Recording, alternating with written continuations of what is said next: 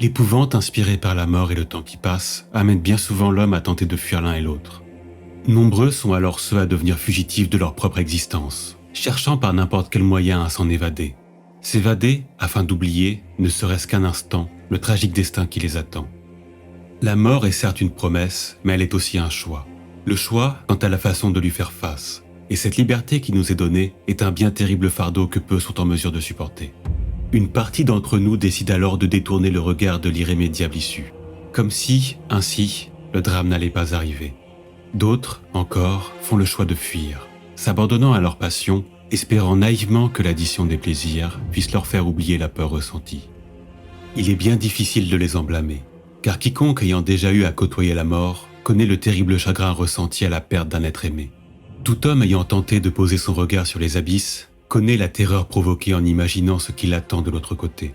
Mais il en est qui ont décidé de lui faire face, désireux que leur vie devienne une source de fierté et de courage pour eux comme pour ceux qui leur succéderont. Peuplant un monde lointain, un monde qui n'aurait jamais dû être en mesure d'accueillir la vie, des hommes et des femmes ont ainsi fait le choix de lutter. De lutter chaque jour, encore et encore, sur cette planète de feu et de glace, connue sous le nom de Fenris. Cette planète, renommée comme étant l'une des plus inhospitalières de toute la galaxie, apparut ainsi aux yeux de l'Adeptus Administratum comme l'un des mondes les plus dangereux où la vie humaine se soit développée. Ne semblant, au premier abord, ne pas avoir grand-chose à offrir, si ce n'est rien à l'Imperium. Ce jugement allait s'avérer une erreur, tant la force d'âme inhérente aux habitants de cet astre hostile se révélera une précieuse richesse. Dès leur plus jeune âge, les enfants des tribus fenriciennes reçoivent ainsi une éducation cherchant à les amener à composer avec le caractère impitoyable de leur monde, où l'omniprésence de la mort pourrait conduire à bien des découragements. Prenant la forme de conditions climatiques cauchemardesques, de terribles prédateurs et de guerres claniques incessantes, celle-ci rend en effet le mince fil de la vie humaine plus fragile ici que partout ailleurs.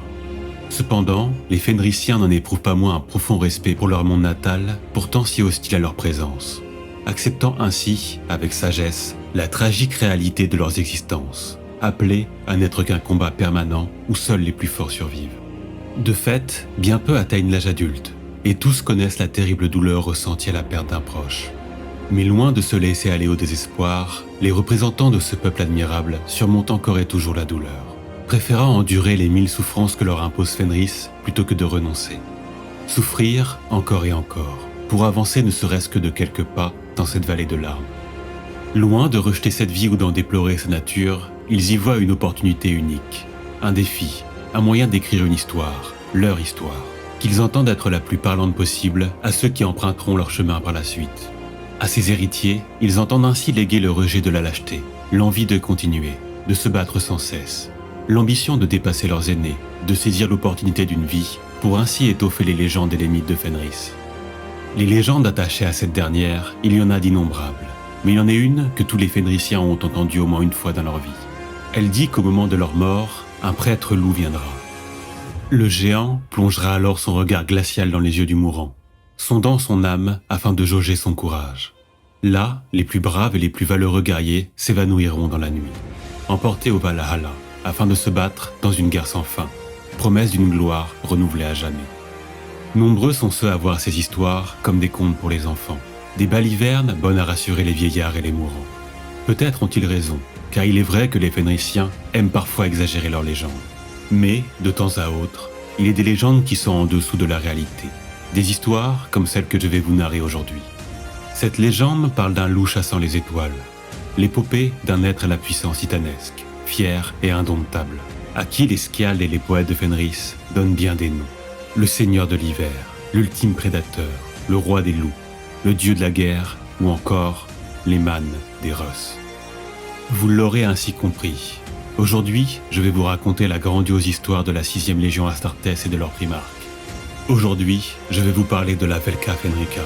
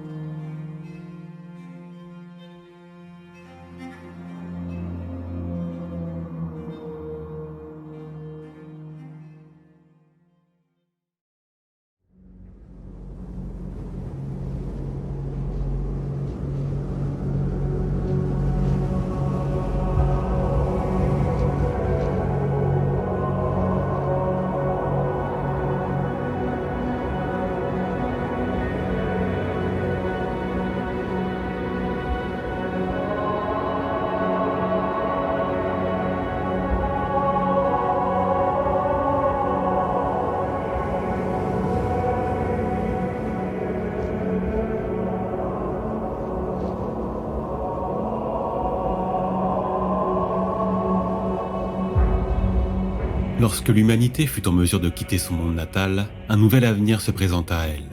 Un avenir qui, depuis la nuit des temps, n'avait pu être qu'imaginé par des hommes audacieux aux âmes d'explorateurs. Un avenir fait d'incroyables découvertes et de conquêtes nouvelles. Au fil des millénaires, ceux-ci se répandirent à travers la Voie lactée, leurs vaisseaux pourfendant le vide sombre et glacial de l'espace intersidéral, repoussant sans cesse les limites d'un empire appelé à ne plus en avoir. Durant leur voyage, de nombreux mondes furent découverts, certains capables d'accueillir la vie, d'autres si hostiles à la présence de l'homme que sa présence y semblait tout bonnement impossible. Bien plus tard, l'Imperium donna à ces derniers la désignation de mondes morts. Parmi ceux-ci, il en est un qui possède la réputation d'être parmi les plus impitoyables et les plus rudes. Sa renommée est telle que son nom est connu de tous, Fenris. Un lieu que nombreux pensent être le fruit d'un esprit fantasque, tant il semble improbable que les choses dites à son sujet soient réelles. Un lieu qui, selon les légendes, serait le foyer et le monde chapitral de la toute-puissante 6e Légion. Véritable creuset où naissent les héros, cette planète impitoyable aurait modelé les corps et les âmes de féroces guerriers qui en seraient venus à ne plus faire qu'un avec leur monde natal. Un monde à propos duquel circulent d'innombrables légendes. Des récits bien souvent incroyables, extraordinaires, invraisemblables et parfois même absurdes. Absurdes comme cette légende affirmant qu'il n'y a pas de loup sur Fenris. Nul ne sait précisément jusqu'où remontent ses origines et pourquoi des humains prirent la décision de s'y établir. D'anciens textes racontent que bien avant la Grande Nuit, un vaisseau de transport de colons s'y échoua. Prisonniers de leur découverte, ces derniers réalisèrent bien vite que la vie en surface était bien trop dangereuse. La planète était constamment balayée par de terribles blizzards, et le froid extrême qui y régnait rendait insensée l'idée de s'y établir. Plus inquiétant encore, de nombreux humains en vinrent à rapidement y disparaître, emportés par d'étranges créatures à l'allure cauchemardesque. Des expéditions furent bien tentées afin de porter secours aux disparus, mais malgré l'équipement et l'armement avancé dont disposaient les colons, nul homme, hélas, n'en revint jamais. La population originelle en vint ainsi à décroître dangereusement. Loin de se laisser aller, les pionniers décidèrent de se réfugier sous terre, afin de se préserver des multiples dangers qui les entouraient. Là, ils fondèrent de vastes cités à même la roche, permettant ce faisant à la vie humaine de perdurer dans les entrailles de Fenris. Après des millénaires passés dans les profondeurs de celle-ci, les connaissances et les ressources technologiques des premiers arrivants furent finalement perdues. Et, avec le temps, leurs descendants retournèrent à un état primitif. Nul n'en sait véritablement la cause, mais les légendes fenrisiennes racontent qu'un terrible cataclysme eut lieu, forçant les humains à quitter la relative sécurité de leur cité troglodyte afin de tenter de survivre à la surface.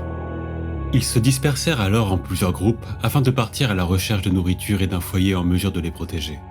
Durant cet exode, nombreux périrent, massacrés par de terribles prédateurs, épuisés par d'interminables marches à travers cet enfer blanc, voire dévorés par leurs propres congénères.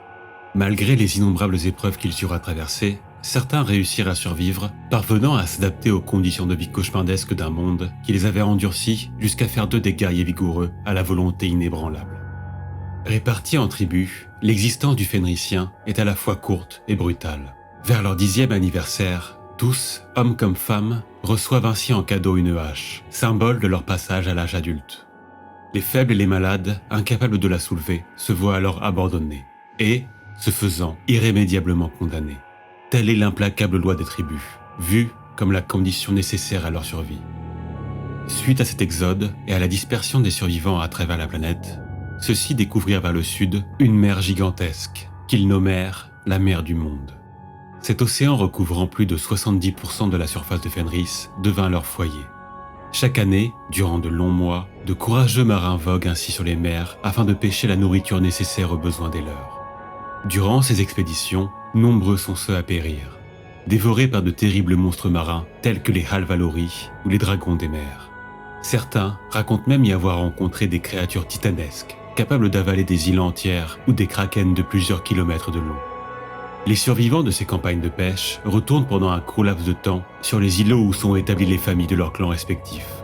Car, selon un cycle immuable, ceux-ci devront bien vite quitter leurs îles, sur le point d'être submergés pour aller se réfugier sur des terres nouvelles surgies des entrailles de Fenris. La vie des Fenrisiens est en effet implacablement rythmée par les événements naturels liés à la course de la planète. Celle-ci suit une orbite elliptique excentrique, d'une durée équivalente à 2 années terriennes, autour d'un soleil appelé l'œil du loup. Alors que Fenris s'éloigne de ce dernier, Sa surface devient si froide que ses océans en viennent à geler. Puis, vers la fin de la grande année, tandis que l'astre revient vers son soleil régénérateur, un bref printemps réchauffe sa surface. Rien ne laisse alors présager des terribles forces qui sont sur le point de ravager la planète, qui, au fur et à mesure qu'elle se rapproche de l'œil du loup, voit se former des marées d'une force en mesure de tordre la croûte océanique au point de la briser et d'exposer le cœur de l'astre aux eaux glaciales. C'est la saison du feu. Le monde se déchire et des îles flamboyantes s'élèvent des mers fumantes, fruit de la contrection des matières échappées de son cœur incandescent. Sous la surface, les eaux bouillonnent et de gigantesques raz-de-marée se forment, submergeant les anciennes îles et donnant à voir un spectacle de feu et de glace, à la fois effrayant et magnifique, symbole du perpétuel renouvellement de la planète. Il existe toutefois, au nord de la mer du monde, un lieu immuable, le seul continent stable de tout Fenris, Asaheim. Un lieu où plusieurs des tribus fenrisiennes firent le choix de s'y établir. Certaines décidant de demeurer au cœur des terres, tandis que d'autres partirent vers les titanesques chaînes montagneuses entourant le continent. Refuge pour les hommes, il le fut aussi, au malheur des premiers, pour des créatures cauchemardesques telles que les gigantesques mammouths fenrisiens, monstruosités en mesure d'écraser de leurs pas plusieurs hommes. Ou les trolls des glaces, véritables géants de plusieurs mètres, massacrant quiconque ayant la folie de s'approcher de trop près de leur village. À ces espèces effroyables s'en ajoutent bien d'autres, tout aussi dangereuses et hostiles, comme les wyrms, pouvant d'un simple souffle de glace raser un village et ses habitants. Les croxars, dits aussi démons des glaces, ou bien encore les doppelgangers. La plus connue d'entre elles est toutefois le loup fenrisien, monstruosité de plusieurs mètres de haut, pouvant, d'un coup de patte, déchirer un homme. Intelligent et chassant en meute, il apparaît ainsi comme le prédateur le plus meurtrier de la planète, au point que certains lui prennent des origines démoniaques. De la faune à la flore, en passant par les phénomènes naturels qui l'agitent, les caractéristiques de Fenris semblent à ce point improbables que l'on pourrait douter de leur existence. Il n'en demeure pas moins que, loin d'être un simple conte pour effrayer les enfants, ce monde est bien une réalité à laquelle des hommes à force de souffrances ineffables en sont venus à s'adapter. Parmi les innombrables récits auxquels a donné lieu cette terre redoutable, si propice aux mythes et aux légendes, celui qui va nous intéresser est sans aucun doute le plus connu d'entre eux. Prenant place dans les contrées glaciales d'Asaheim, seul point fixe de ce monde en perpétuel renouvellement, ce dernier débute par une nuit d'un noir profond, que vint subitement déchirer de part en part le passage d'une comète, à la suite de laquelle tous les loups de Fenris se mirent à hurler, présage de la venue d'un dieu.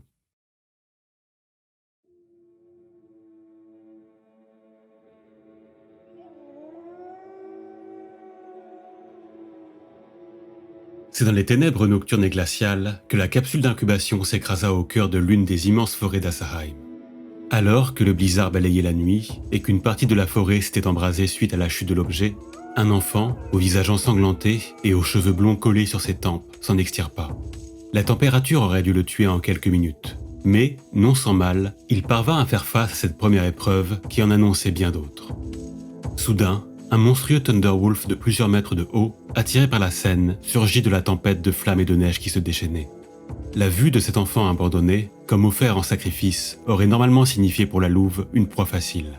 Mais, loin de témoigner d'une quelconque agressivité, celle-ci, interloquée, s'approcha du petit homme et posa son regard sur ce dernier.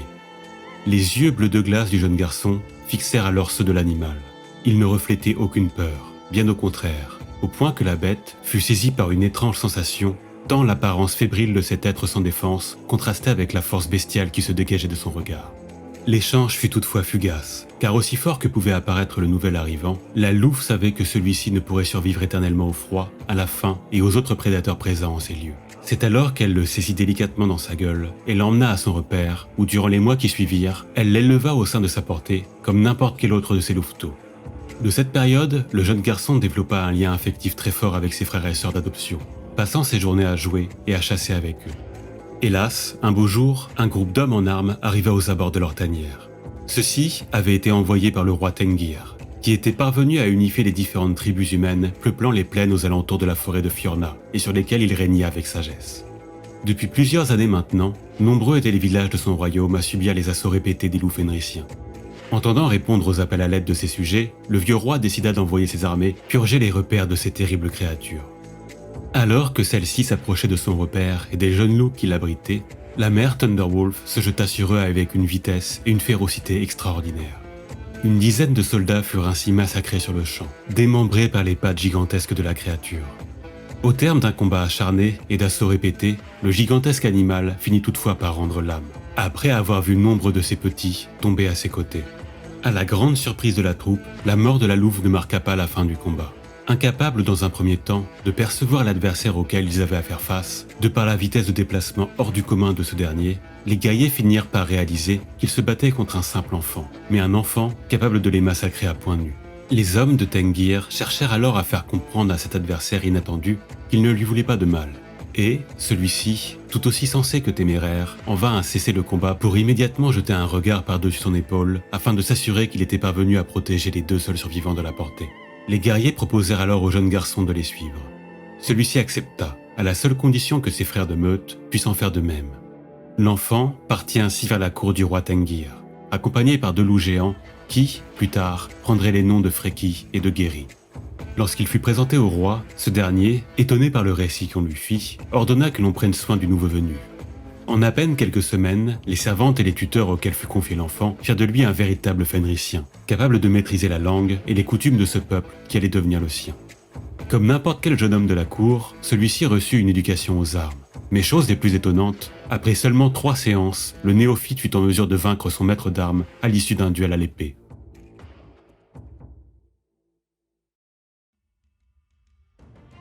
Tengir, qui observait chaque jour l'évolution de son jeune protégé, comprit bien vite que les capacités de ce dernier étaient hors normes, et qu'elle le destinait tout naturellement à être son successeur.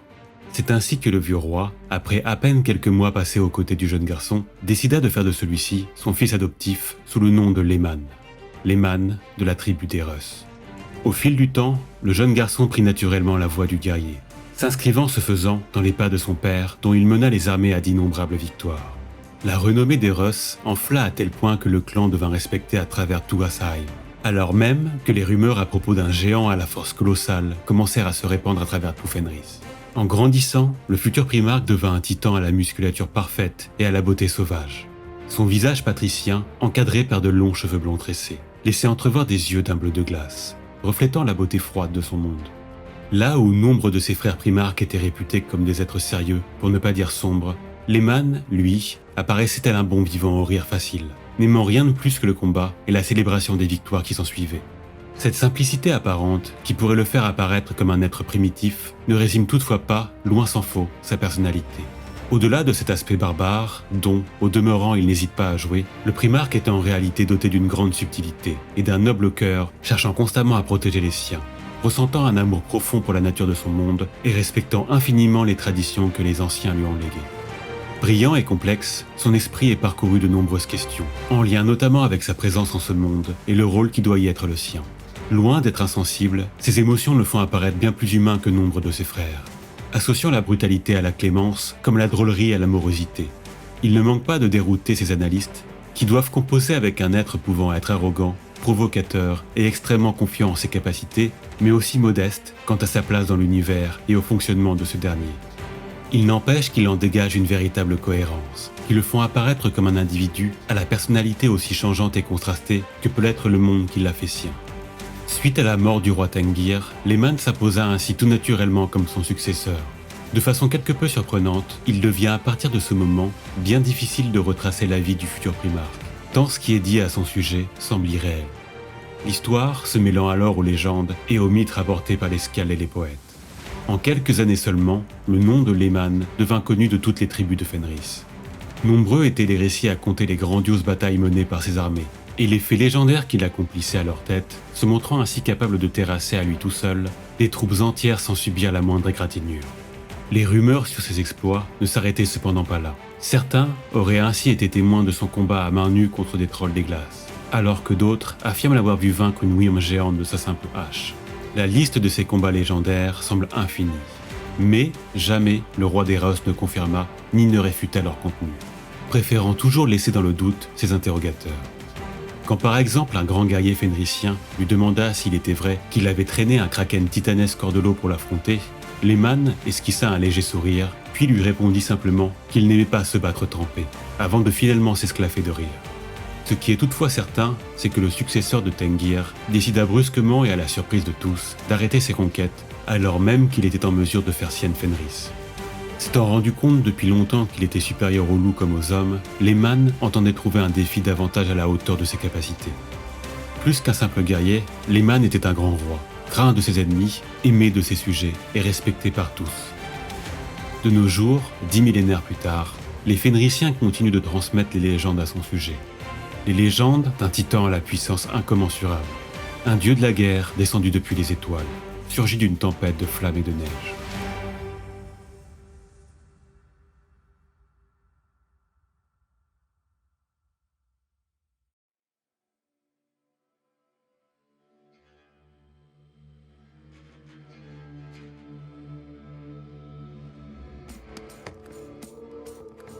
Les origines de la 6e Légion apparaissent bien obscures. De celle-ci, nous savons que, à l'instar de ses sœurs, elle fut formée sur Terra dans les derniers jours des guerres d'unification, à partir d'aspirants enrôlés parmi les guerriers les plus violents et dangereux des tribus primitives terriennes. Alors que les autres légions furent formées et entraînées au cœur du gigantesque palais impérial, la 6e fut quant à elle non seulement constituée dans le plus parfait isolement, mais ses forces ne furent jamais engagées durant les guerres d'unification, pas plus que lors de la reconquête du système solaire. Cette originalité ne manqua pas de se faire s'interroger les dirigeants de l'impérium naissant, au point d'amener à laisser penser que l'empereur désirait que les autres légions en connaissent le moins possible sur la 6e. Les raisons quant au secret entourant la création de la Légion ne sont hélas connues de personne. Ce qui est en revanche certain, c'est que près de 10 années après avoir accueilli son premier fils Horus, le maître de l'humanité, accompagné de sa flotte et de la 6e Légion, atteignirent le monde de Fenris. Ses éclaireurs lui avaient rapporté d'étranges rumeurs quant à la présence sur cette dernière d'un géant à la puissance s'apparentant à celle d'un dieu. Ressentant l'aura de cet être au pouvoir colossal, l'empereur fit le choix de partir à sa rencontre, seul. Encore une fois, comme tout ce qui a trait à Fenris, le récit de ce premier contact semble tout droit sorti d'une de ces antiques sagas nordiques de la vieille terre. Et, bien peu hélas, sont les témoins à pouvoir affirmer ce qui s'est réellement passé ce jour-là. L'on raconte ainsi que lorsque l'empereur atteignit le grand hall du roi des Russes, la fête battait son plein. Tout juste rentré d'une campagne contre une horde de trolls des glaces, Lehman et ses guerriers célébraient bruyamment leur victoire. Les feux au gris de la viande d'Auroch illuminaient d'une teinte orangée le ciel nocturne de Fenris, alors que les chants et les rires tonitruants résonnaient à travers les immenses plaines gelées. Utilisant ses pouvoirs psychiques, l'empereur décida de ne pas apparaître à son fils tel qu'il l'était, mais sous les traits d'un vagabond. Modifiant son apparence physique et cachant son visage dans l'ombre de sa capuche, il s'engagea sous cette nouvelle identité dans l'immense hall. Autour de lui, des guerriers entourés par les plus jolies jeunes femmes du royaume chantaient, buvaient et riaient à gorge déployée. Lorsqu'il l'eut finalement traversé, l'étrange visiteur leva les yeux sur le maître des lieux, alors assis sur son trône. Et, dès que leurs regards se croisèrent, l'empereur n'eut plus aucun doute. Il venait bien de retrouver l'un de ses fils. Il émanait en effet du géant une aura bestiale, sauvage. Une aura de violence et de force brute, incitant tout homme à s'incliner devant lui. Le simple fait d'être en sa présence faisait comprendre qu'une mort rapide et brutale serait la réponse à toute forme de provocation. Cette sensation a été toutefois, et curieusement, contrastée par l'aspect jovial du géant à la beauté sauvage. Assis sur son trône, deux loups se reposant à ses pieds, le roi des Russes discutait et riait avec ses hommes tout en profitant du festin. L'étranger s'avança alors vers lui, le fixa du regard et lui demanda s'il pouvait manger à ses côtés. Interloqués, Lehman et ses guerriers éclatèrent de rire, avant de reprendre leur discussion, comme si de rien n'était. Vexé d'avoir été ignoré, l'empereur interpella une nouvelle fois Lehman et le défia. En un instant, le silence se fit, et tous tournèrent leurs regards vers le roi des Russes. Une inquiétante lueur apparut un bref instant dans les yeux de Lehman, avant de rapidement s'apaiser pour laisser place à un léger rictus. Le géant demanda à l'étranger quelle serait la nature de son défi. Le vagabond laissa au roi le soin de choisir, et ajouta que s'il parvenait à le vaincre, il ne demanderait rien de plus que de boire à ses côtés, et qu'en cas de défaite, il accepterait de devenir son serviteur. Amusé, le géant acquiesça. La nature du premier défi ne manqua toutefois pas de décontenancer l'empereur, puisqu'il ne s'agissait ni plus ni moins d'un duel culinaire consistant à ingérer le plus possible de la viande d'Auroch grillée pour être déclaré vainqueur. Alors que le vagabond mangeait bon train, il jeta un regard fugace vers son adversaire pour aussitôt poser les reliefs de son repas, s'étant aperçu que le roi des Russes était déjà à son 6e Auroch. Comprenant que la lutte était vaine, il ne mit que peu de temps à reconnaître sa défaite. S'amusant de l'instant, Lehman offrit au vaincu une seconde chance, dans un concours de boissons. Mais, encore une fois, l'empereur ne sut faire face à la soif inépuisable de son adversaire. Victorieux, Le géant se moqua alors de cet hôte inopportun et présomptueux par 2 fois d'effet. Une lueur de colère dans son regard, l'empereur, déçu, se leva avec fureur et déclara que Lehman, en plus d'être un vantard arrogant, n'était qu'un ivrogne doublé d'un glouton. À ces paroles, le roi, tout en fixant l'imprudent, posa doucement sa coupe d'hydromel. Plus personne dans la salle n'osait respirer. Tous s'attendaient à voir ce pauvre fou massacré sur le champ. Mais, calmement, l'offensé provoqua l'inconnu pour un dernier défi. Fou de rage, l'empereur retira sa cape, dévoilant ce faisant son identité véritable. Un géant en armure d'or, d'une taille bien plus grande que Russ, se tint alors face au roi des loups. Malgré l'apparence titanesque de l'étranger, Lehman se jeta sans crainte sur lui, mais fut stoppé en un instant par un coup de poing surpuissant qui le fit sombrer dans l'inconscience. Se réveillant le lendemain matin, le visage en sang, il se remémora difficilement les événements passés, puis sourit à pleines dents en comprenant qu'il avait rencontré son père. Au cours des jours qui suivirent, ces derniers échangèrent à de multiples reprises, mais nul ne sait ce qu'ils se dirent. Ce qui est toutefois sûr, c'est que suite à leurs entretiens, Lehman partit sans délai avec ses meilleurs guerriers afin de rejoindre le vaisseau impérial. Attendant dans une salle, ces derniers, entourant leur roi, ne semblaient ni décontenancés ni inquiets. Comme à leurs habitudes, ils riaient bruyamment, se moquant des serviteurs qui venaient leur apporter nourriture et boissons. Dans la pièce voisine, l'empereur attendant Horus observait les Fenrisiens à travers les moniteurs donnant sur la pièce où étaient rassemblés ces derniers. Quand le primarque des Luna Wolves arriva finalement, celui-ci fut étonné de voir son père comme fasciné par les êtres qu'il voyait. Pour sa part, il ne percevait que des barbares, n'ayant rien à offrir à l'Imperium. Horus lui demanda finalement pourquoi il les avait fait venir. Il se vit répondre qu'en dépit de leurs aspects primitifs, ces hommes n'étaient dénués ni de sagesse ni de courage, et qu'en dépit des innombrables souffrances auxquelles la vie les avait exposés, il n'éprouvait aucune rancune à son endroit, profitant de chaque instant qu'elle avait à leur offrir. À ces paroles, le souverain apparut, l'espace d'un instant, comme songeur, se souvenant pourquoi il avait juré de protéger l'humanité.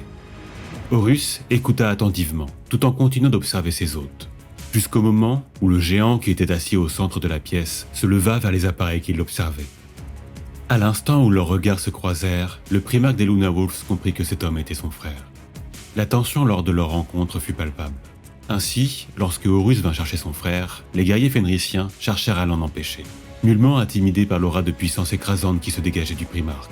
Toutefois, Lehman calma rapidement ses hommes et accepta l'entretien. Le roi des loups ne semblait, à son tour, pas le moins du monde être impressionné et chercha même à tester son interlocuteur par son air désinvolte et ses moqueries. Il fallut alors toute la détermination d'Horus pour ne pas céder à ses bravades puériles. Lehman, amusé, fut aussi intrigué par ce frère dont il émanait un charisme certain et une puissance si impressionnante qu'elle le fascinait, au point de désirer secrètement pouvoir un jour s'y confronter. À l'issue de cette première rencontre, Horus s'en alla sans rien laisser paraître, même si au fond de son âme, un sentiment nouveau avait éclos. Celui d'une jalousie qui n'allait cesser de croître envers ce frère, venu mettre un terme à la relation privilégiée qu'il entretenait avec son père.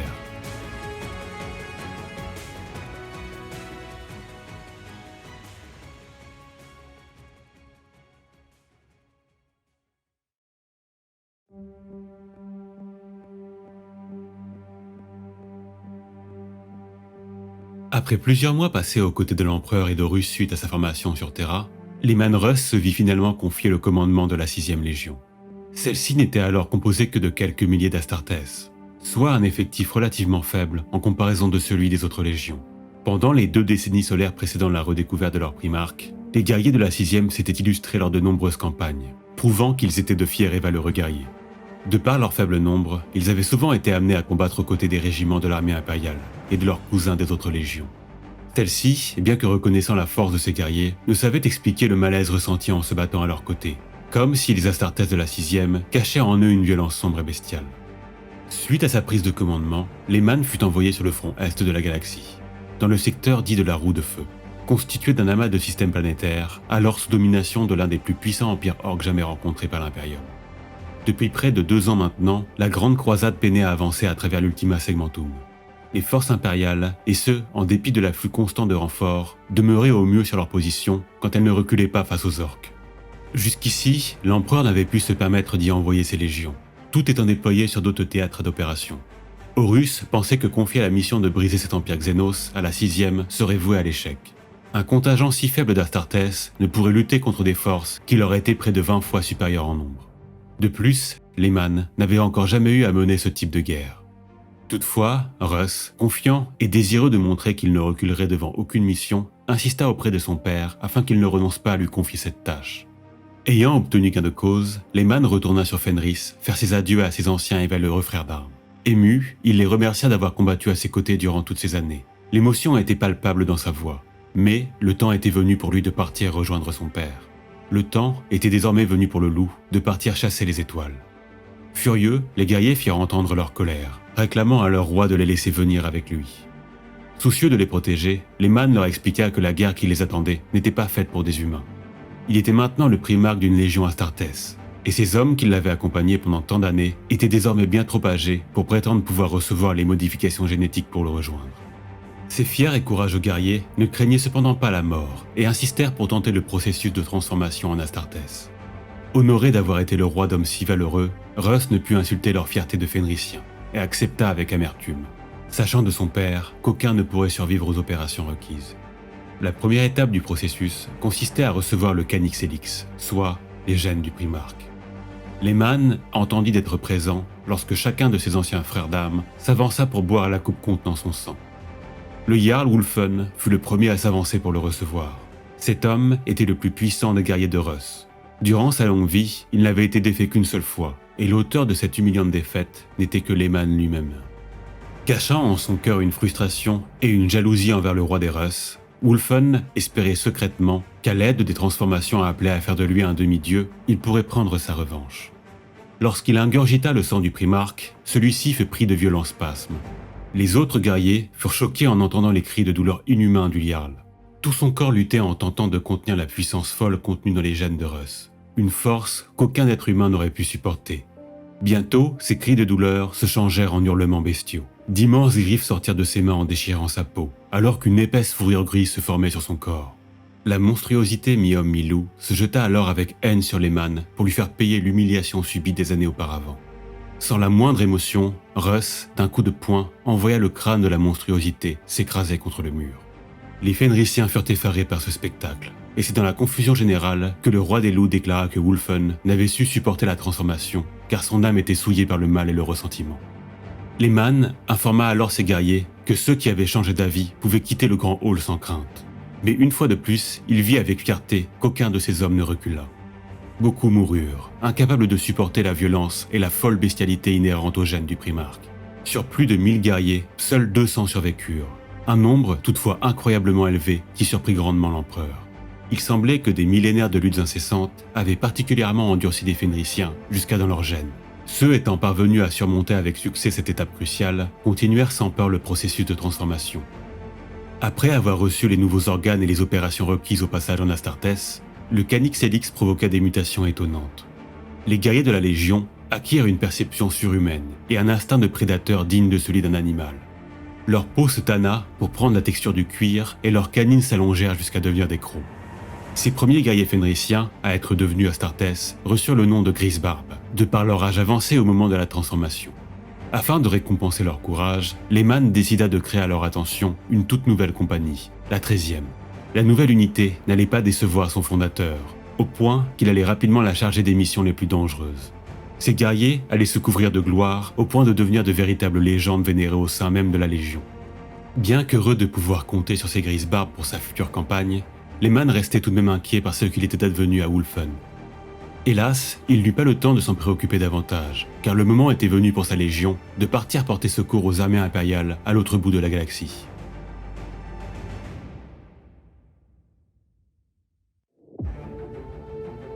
Lorsque Lehman arriva dans le système, il prit une décision qui parut insensée pour nombreux officiers impériaux, qui virent en celle-ci la preuve de son arrogance. Alors qu'il était en large infériorité numérique face à un adversaire redoutable, le primarque décida en effet de se passer des régiments impériaux présents pour combattre seul aux côtés de ses fils. Le regard porté sur Russ à cette occasion fut, comme souvent, bien éloigné de la réalité. Son choix ne fut pas celui d'un être aveuglé à ce point par son orgueil, pour qu'il en vienne à perdre le sens des réalités. Il ne s'agissait au fond, pour lui, que d'être cohérent avec lui-même, avec son engagement de défendre le genre humain, de défendre ces hommes pour qui il éprouvait le plus profond attachement et dont il n'entendait pas sacrifier la vie inutilement. Mais cela, peu était à l'avoir compris. Il est vrai que le primarque ne portait guère, si ce n'est aucun intérêt à l'image qu'il leur envoyait. Peu lui importait qu'on le considère comme un guerrier barbare et simple d'esprit, car ses actes allaient parler pour lui. Tout au long de leur histoire, les fils de Russ continueraient à cacher leurs réelles capacités, jouant de leur image pour donner l'impression qu'ils étaient juste des guerriers sauvages, assoiffés de sang, sans aucun sens de la tactique. La réalité était tout autre, car ils comptaient en effet parmi les combattants les plus rusés de l'Imperium, et Russ allait le démontrer durant cette première campagne. Trop souvent sous-estimé, ce dernier possède en effet un réel génie stratégique, qui, il est vrai, comporte bien souvent des prises de risques très élevées et des plans audacieux. Tout au long du voyage à la roue de feu, Lehman avait minutieusement étudié les forces et les faiblesses des orques, veillant à apprendre tout ce qu'il pouvait sur son ennemi. Il savait pertinemment que les orques étaient de terribles adversaires, capables de tenir en respect des Astartes. Il savait aussi que les Xénos étaient en forte supériorité numérique et qu'ils se battaient sur leur monde, mais le primarque avait mûrement médité son plan. Alors que les régiments de l'armée impériale battaient en retraite, Lehman ordonna ainsi à sa flotte de se placer au centre du système.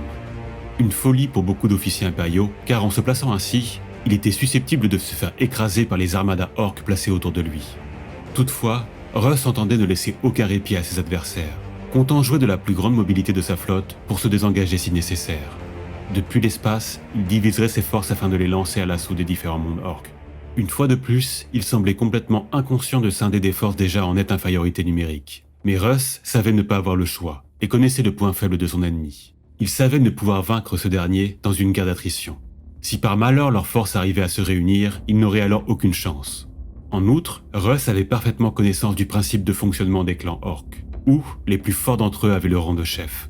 Il entendait ainsi éviter la concentration Xénos en les attaquant sans relâche tout en déployant ses guerriers par escouade, afin qu'ils recherchent et éliminent les chefs de guerre orques. Privé de ceci, l'adversaire serait alors désorganisé et dans l'incapacité de se rassembler en vue d'un nouvel assaut. Cette stratégie ô combien risquée allait demander aux Space Wolves de se battre avec abnégation afin de ne jamais laisser aucun répit à leurs ennemis pour s'organiser et se renforcer. Durant des mois, les escouades effectuèrent ainsi sortie sur sortie. Dans l'enfer des combats incessants, les légionnaires originaires de Terra et les grisbarbes fenriciens mirent leurs différends de côté afin de faire face à la situation. Russ avait consciemment mixé les groupes d'attaque afin de développer une réelle cohésion entre ses guerriers. Chaque jour, les Space Wolves descendaient au milieu des gigantesques bidonvilles orques, se battant avec férocité et sans aucune pitié. Les escouades d'intervention recherchaient constamment les chefs Xénos afin de les provoquer en duel, pendant que d'autres équipes faisaient diversion en divers points clés. Une fois ces opérations terminées, les Astartes repartaient rejoindre les sous-flottes en orbite de ces mondes, ne laissant derrière eux que des cités en flammes et des montagnes de cadavres. Lehman, accompagné par ses guerriers d'élite, intervenait toujours sur les zones de combat les plus critiques et les plus dangereuses au moment où ses forces étaient sur le point de rompre. Accompagné de sa garde-loup, le primarque se jetait sur les peaux vertes tel un ouragan de violence, massacrant les orques par centaines avant de repartir. Cette guerre n'était décidément pas appelée à être une guerre de conquête, mais une guerre d'extermination. L'empereur avait bien compris le caractère de ce fils, pour qui la finalité du combat ne pourrait être que l'anéantissement pur et simple de l'ennemi. Cette campagne, qui dura plus de 5 années, fut une démonstration du génie militaire de la 6e, qui, à elle seule, remporta un triomphe total. Sa renommée commença ainsi à se répandre à travers l'Imperium naissant, même si les autres légions avaient encore bien du mal à croire à ce succès retentissant par une force en telle infériorité numérique face aux puissants orques. À l'issue de ces 5 années, l'amas entier avait été purgé de toute présence Xénos. Mais bien que victorieux, ce combat épuisant avait coûté la vie à plus des 2/3 des effectifs de la 6e. Lehman avait toutefois accompli son objectif. Il avait prouvé ses capacités à son père et surtout, il avait forgé l'âme de sa légion dans le feu du combat.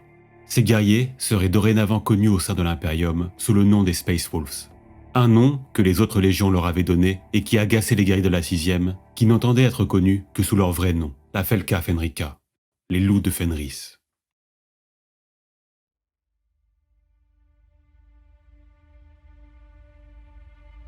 Suite aux lourdes pertes reçues au cours de ces 5 années de combats acharnés, Lehman prit la décision de repartir vers Fenris afin de reconstituer les rangs de la 6e. Avant son départ pour la roue de feu, nombreux avaient été ceux à le conseiller de choisir de multiplier les mondes de recrutement pour la Légion. En effet, bien que nul ne puisse mettre en doute la valeur des guerriers fenriciens, peu étaient les hommes à y atteindre l'âge adulte, et encore moins étaient ceux à pouvoir survivre au processus de transformation en Astartes. En dépit du caractère fondé de cette suggestion, Lehman la refusa catégoriquement.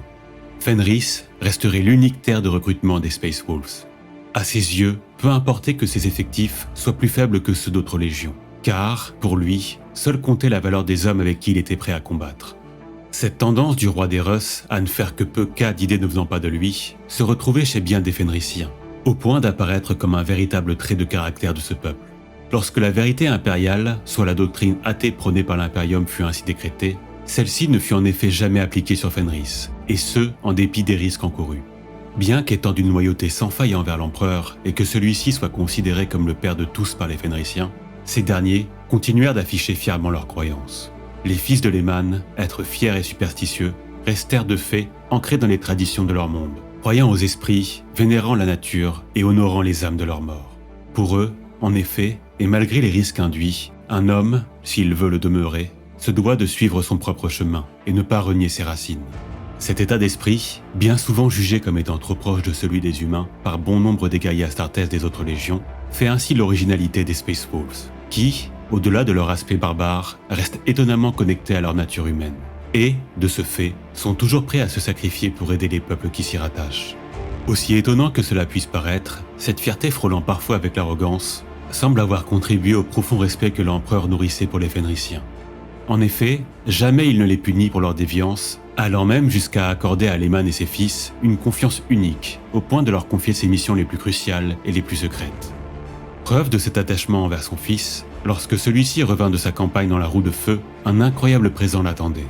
Durant ces 5 années passées loin de Fenris, l'empereur avait envoyé l'Adeptus Mechanicus travailler à la construction de la titanesque forteresse monastère de la 6e Légion, le Croc.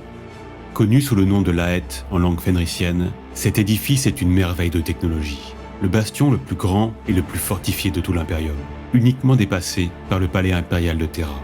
Au centre de cet édifice cyclopéen s'élève la Volda Hamarki, la colonne vertébrale du monde. Un sommet massif perçant les nuages jusqu'à toucher l'atmosphère de Fenris. Lorsque Leman vit ce que son père avait fait pour lui, il en fut grandement ému. Notamment car celui-ci avait respecté sa volonté de ne pas transformer Fenris en un autre monde impérial. La 6e Légion resterait cachée à travers les gigantesques chaînes montagneuses d'Asarheim. La Haie, au fil du temps, allait devenir pour les habitants de Fenris le domaine des demi-dieux, un lieu où nul homme n'oserait s'aventurer. Toutefois, nombreux furent les observateurs impériaux à juger méprisable le fait que malgré la redécouverte de Fenris par l'Imperium, jamais Leman ne tenta d'améliorer les conditions de vie de son peuple et de transformer son monde grâce aux immenses ressources à sa disposition. Ces critiques, le primarque décida de les ignorer, jugeant que ses accusateurs ne pouvaient le comprendre. Bien que possédant une grande confiance en ses capacités, Russ n'en demeurait pas moins lucide et modeste quant à son rôle dans l'entreprise de son père, se voyant uniquement comme un guerrier fidèle. Cette attitude l'amena ainsi, une nouvelle fois, à apparaître comme bien éloigné de ses frères. À l'inverse de ces derniers, le Seigneur des Loups n'aspirait en effet nullement à devenir maître de guerre, à régner sur un empire ou à être un modèle pour son peuple. Il en vint de ce fait à estimer que ce n'était donc pas à lui de changer le visage de ce monde qu'il avait reçu en héritage. Bien qu'aimant profondément son peuple et étant prêt à se sacrifier pour le protéger, son respect pour Fenris était en effet bien trop profond pour oser altérer l'essence de celle qui avait fait de lui l'homme qu'il était. Un homme très éloigné de bon nombre de ses frères, qui, à ses yeux, ne sont bien souvent que des hypocrites, refusant d'assumer leur propre suffisance pour se dissimuler derrière l'image d'hommes vertueux et sages. Leman, quant à lui, se voyait comme acceptant ses faiblesses, assumant, sans rougir, son arrogance ainsi que sa soif de combat et sa part de bestialité. Au fond, peut-être, le roi des loups était-il le seul à reconnaître et à assumer la part de lui-même qui le rattachait au genre humain. Cette opinion sur les autres maîtres des légions, qu'il ne se privait jamais de faire entendre à travers une moquerie ou une remarque cinglante, fit de lui un primarque à part, bien souvent détesté et ne nouant que très peu de liens avec ses pairs, si ce n'est avec le lion, Sanguinius et Jagatai. A contrario, Leman n'avait que très peu d'affinité avec des êtres comme Guilliman ou Dorn, qu'il voyait comme des êtres trop rigides, se voulant être des images de perfection. Mais parmi ses frères, il en est un qu'il méprise plus que tout autre, le tout-puissant primarque de la 15e Légion, Magnus. Pour Russ, celui-ci est l'image même de cette suffisance dissimulée sous un voile de sagesse. Un être qui, si fier de son intelligence, pense être au-dessus des lois des mortels et des règles de l'univers. Malgré ses défauts, les fils de Russ vouaient cependant un respect infini envers leur père, percevant en lui un être honnête, car acceptant sa nature, mais aussi fier, sauvage et libre. Ils voyaient en lui un père aimant, qui, au lieu de les inciter à lui ressembler, les poussait à vivre avec fierté et à tracer leur propre voie.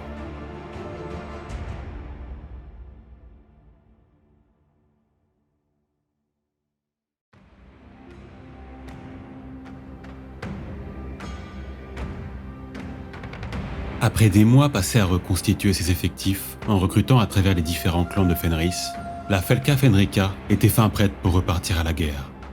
Durant les années qui suivirent, la 6e Légion s'illustra en combattant sans relâche dans les zones de guerre les plus dangereuses de la galaxie.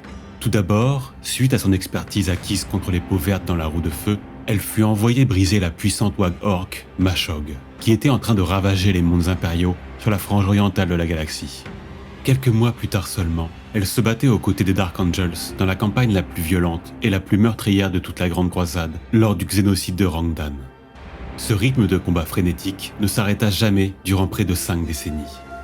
Après Rangdan vint la terrible bataille de Molech, où elle fut déployée aux côtés des Luna Wolves et des White Scars afin de soumettre ce monde. De ces années passées à combattre aux côtés des autres légions, les fils de Russ, comme à leur habitude, ne nouèrent que peu de liens avec leur frère Astartes. Les fiers guerriers de la Felka Fenrica semblaient hors de tout contrôle, refusant de suivre les directives des autres primarques et n'obéissant qu'à Russ. Toutefois, les combattants des autres légions et des flottes impériales ne purent qu'être témoins de l'efficacité froide et brutale de la 6e. Celle-ci n'avait en effet que faire de nouer des liens, de forger des alliances ou bien même de participer aux conquêtes de monde au nom de l'Imperium. Non, la mission de la Felka Fenrica était tout autre, bien plus simple, plus impitoyable. Une force brute, inflexible, chargée d'exterminer et d'exécuter les sanctions de l'empereur. Qu'ils soient humains ou xénos, si ceux-ci avaient été assez fous pour oser provoquer le courroux du maître de l'Imperium, alors ils prenaient le risque que les loups soient lâchés sur eux. Si tel était le cas, il n'y aurait aucune pitié, aucun quartier, seulement un déferlement de violence froide, afin d'appliquer le châtiment et pour faire passer un message. De ces mondes à avoir eu l'arrogance de défier l'empereur, il ne restait que ruines et désolation suite au passage de la Felka Fenrica. C'est des cieux que descendaient les loups. Leurs Stormbirds et leurs drop-pods couleur du givre hurlaient en fendant le firmament. De ces engins sortaient des géants au regard glacial, des yeux reflétant une fureur et une brutalité inhumaine. Ces puissants guerriers aux armures recouverts de runes et de trophées de créatures terrifiantes se jetaient en hurlant sur leurs proies afin de les massacrer. De derrière eux surgissaient des loups monstrueux qui se précipitaient sur ceux assez fous pour penser pouvoir fuir avant de les dévorer. Une fois le châtiment appliqué, les terrifiants guerriers quittaient les cieux assombris par les fumées des incendies, en ne laissant derrière eux qu'un charnier de cadavres. De ces années passées à être les bourreaux de l'empereur, la 6e acquit une réputation sinistre auprès des autres légions. Nombreux étaient ceux à les mépriser et à ne voir qu'en eux des barbares primitifs et arrogants. Toutefois, cela n'apportait aucunement aux yeux des guerriers de la Felka Fenrica, car seul comptait leur devoir envers le Seigneur des loups et le Père de tous.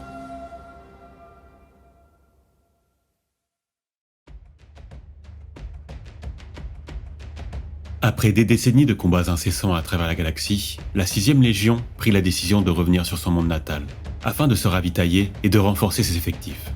Bien que les fils de Fenris étaient déjà d'exceptionnels combattants, notamment réputés pour leur capacité dans le corps à corps, ces années de batailles incessantes leur avaient permis d'intégrer d'autres façons de se battre, en utilisant le formidable arsenal technologiquement avancé de l'Imperium. Cette polyvalence récemment acquise, combinée aux stratégies audacieuses de leurs primarques, firent de la Felka Fenrica une légion à la puissance terrifiante. Une légion cachant volontairement ses capacités, afin d'être perçue par leurs frères et leurs ennemis comme de simples barbares bons à charger au cœur de la bataille. Cette transformation de la 6e s'accompagna par un remodèlement de sa structure organisationnelle. Comme à leur habitude, les Space Wolves firent peu cas des règles en vigueur au sein des autres légions. Russ la divisa ainsi en 13 grandes compagnies, qu'ils voyaient chacune comme une armée à part entière, composée d'environ 10 000 guerriers et dirigée par un Jarl directement nommé par le primarque. Ces derniers faisaient d'ailleurs office de conseil dirigeant de la Légion, aux côtés des prêtres des runes et de la garde personnelle de Russ, la toute-puissante garde du loup. Bien que cette gestion de la Légion implique de posséder une confiance extrême dans les capacités de ses subordonnés, elle donne aussi une grande liberté d'action, tout en permettant aux différentes compagnies de se déplacer et d'agir rapidement, sans avoir à faire remonter les instructions à travers une chaîne de commandement classique. Cette autonomie laissée au cadre de la Légion, en lien avec l'agressivité de ses membres, vint à faire de celle-ci une force capable de se déployer à une vitesse si peu commune que leurs frères Astartes des autres légions s'en étonnaient. Ils s'en étonnaient d'autant plus que les Space Wolves se révélaient capables d'enchaîner les combats à un rythme tout aussi impressionnant. Cette forte réactivité, qui participait du haut degré de combativité de la Légion, n'était toutefois pas la seule originalité dans son fonctionnement. La présence en son sein des prêtres des runes ne manquait pas d'intriguer, au point d'amener certains à y voir un réel paradoxe, pour ne pas dire une incohérence, compte tenu du mépris affiché par Russ à l'encontre des sorciers, et plus globalement de tous ceux qui recouraient aux énergies du Warp, tels que son frère Magnus. À l'instar de ce dernier, et aussi étrange que cela puisse paraître, le seigneur de la guerre et de l'hiver n'hésita toutefois pas à s'entourer de ses propres prêtres, tous étant de puissants psykers. Alors que certains voyaient là une nouvelle preuve de son hypocrisie, Lehman, comme à son habitude, se moqua de ses critiques à son encontre. Pour lui, il ne s'agissait que de pragmatisme, voyant comme stupide l'idée de se priver d'une telle force. Il entendait toutefois à ce que celle-ci soit rigoureusement contrôlée, et pour lui, seuls ces prêtres des runes étaient dignes de confiance. À l'inverse des psykers des autres légions, qu'il jugeait comme des êtres arrogants, ne faisant que peu de cas de la nature même du warp, ces prêtres des runes, quant à eux, s'efforçaient de constamment préserver le subtil équilibre entre leur forme physique et psychique. À cette fin, ils veillaient à étudier et à s'approprier le contenu et la sagesse des traditions fenriciennes, qui les invitaient à rester sur leur garde en leur rappelant sans cesse les dangers du sous-monde. Ils en étaient ainsi venus à percevoir le warp, telle une force de la nature comme les autres qu'il fallait respecter et craindre. Plus que de simples sorciers de bataille, les prêtres des runes apparaissent pour leurs frères de meute comme les porteurs de la sagesse et des traditions de leur monde. Et bien qu'à l'origine d'une véritable crainte, leurs congénères étant effrayés à l'idée que leur simple présence puisse en venir à attirer le mauvais œil sur leur weird ou leur fil de la destinée, ces sorciers bénéficient d'un profond respect de la part de leurs frères qui veillent à écouter avec attention leurs histoires et leurs conseils. Il est dit que ce serait lors de ce retour sur Fenris que Lehman fit la rencontre d'un prêtre des runes qui deviendrait par la suite l'un de ses plus proches amis et confidents, Kfa, dit le Divisé. Né difforme et brisé, cet humain considéré comme un monstre par les hommes de son clan était parvenu à survivre aux horreurs de son monde, alors qu'on ne lui prévoyait que quelques jours de vie. Faisant preuve d'un courage et d'une volonté inégalables, il brava ainsi tous les obstacles sur son chemin, jusqu'à être repéré par les prêtres des loups, arpentant Fenris à la recherche de nouvelles recrues. Encore une fois, et contre toute attente, celui-ci défia le destin et parvint à réussir le processus de transformation en Astartes, avant de devenir à son tour prêtre des runes. Touché par le courage de Kfa, à l'occasion des combats menés à ses côtés, Lehman fit de lui son écuyer et au fil du temps, un véritable ami, pour ne pas dire un mentor, en qui il plaça une confiance absolue, n'hésitant pas à le solliciter à de nombreuses reprises pour obtenir ses conseils.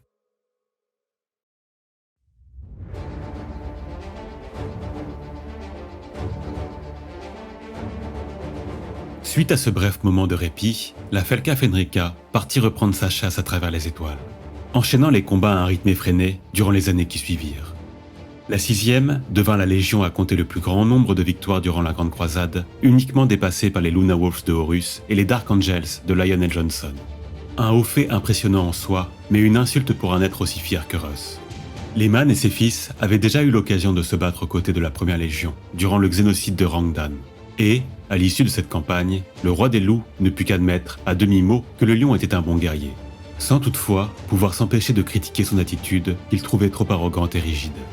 Le regard porté sur ce dernier par Lehman ne manquait toutefois pas de faire sourire certains de ses frères, tant les traits de caractère que reprochait Russ au maître de la Première Légion pouvaient aisément s'appliquer au primarque de la Felka Fenrica. Ces similitudes et l'immense fierté dont font preuve les deux primarques expliquent d'ailleurs, du moins en partie, les événements qui se déroulèrent lors de la campagne de Dulan, qui vit les forces impériales lutter pendant de longs mois pour asservir ce monde humain récalcitrant. La puissante monarchie à la tête de Dulan possédait une technologie hautement avancée et proposait une résistance ténue face aux deux légions. Durant les premiers mois de la campagne, les primarques ne s'échangèrent pas un mot, leurs légions combattant indépendamment l'une de l'autre, tentant toutes deux d'obtenir la victoire en première. C'est d'ailleurs lors d'un des multiples engagements qui marquèrent cette campagne que survint un événement qui allait marquer un tournant dans la relation qu'entretenaient les deux légions rivales. Alors que les Dark Angels s'employaient à percer le blocus de la flotte ennemie en orbite autour de Dulan, les Space Wolves, observant l'engagement, virent que plusieurs cuirassés de la Première Légion s'étaient trop avancés dans l'offensive, au point de risquer de se faire encercler. Lehman, observant la scène, envoya en urgence les vaisseaux de sa 13e compagnie tenter de sauver l'avant-garde Dark Angels. Arrivant au milieu du combat qui faisait rage, les cuirassés des Grisbarbes ouvrirent le feu sur un croiseur ennemi en pilonnant son flanc.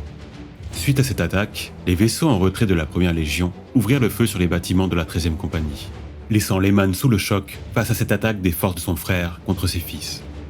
Suite à cette volée de projectiles, Russ ordonna d'entrer immédiatement en communication avec le titanesque vaisseau amiral de son frère, l'Invincible Reason. Lorsque celui-ci répondit d'une voix froide et pleine de dédain, le seigneur de l'hiver demanda avec fureur à son frère de s'expliquer pour cette attaque. En réponse, le lion ordonna à Lehman de tenir ses chiens en laisse, car ceux-ci venaient de détruire un vaisseau ennemi contenant en son sein plusieurs escouades de Dark Angels l'ayant abordé. Ce manque de communication et cette rivalité puérile avaient causé la mort de plusieurs centaines d'Astartes. Réalisant son erreur, Lehman ordonna aussitôt d'annuler les représailles et accepta d'aller rencontrer le lion en personne afin de s'expliquer. L'échange qui s'ensuivit fut bref mais décisif. Nul ne sait les propos qui y furent tenus, mais force est de constater que l'issue de cette rencontre marqua une étape nouvelle dans le rapport qu'entretenaient les légions. À la rivalité puérile et improductive des débuts se substitua en effet une compétition saine et stimulante dans laquelle la 6e et la 1re Légion se rapprochèrent au point d'en venir à accepter de combattre côte à côte. Et, après plusieurs semaines d'un intense combat spatial, leur puissance combinée permit ainsi d'anéantir la flotte de Dulan.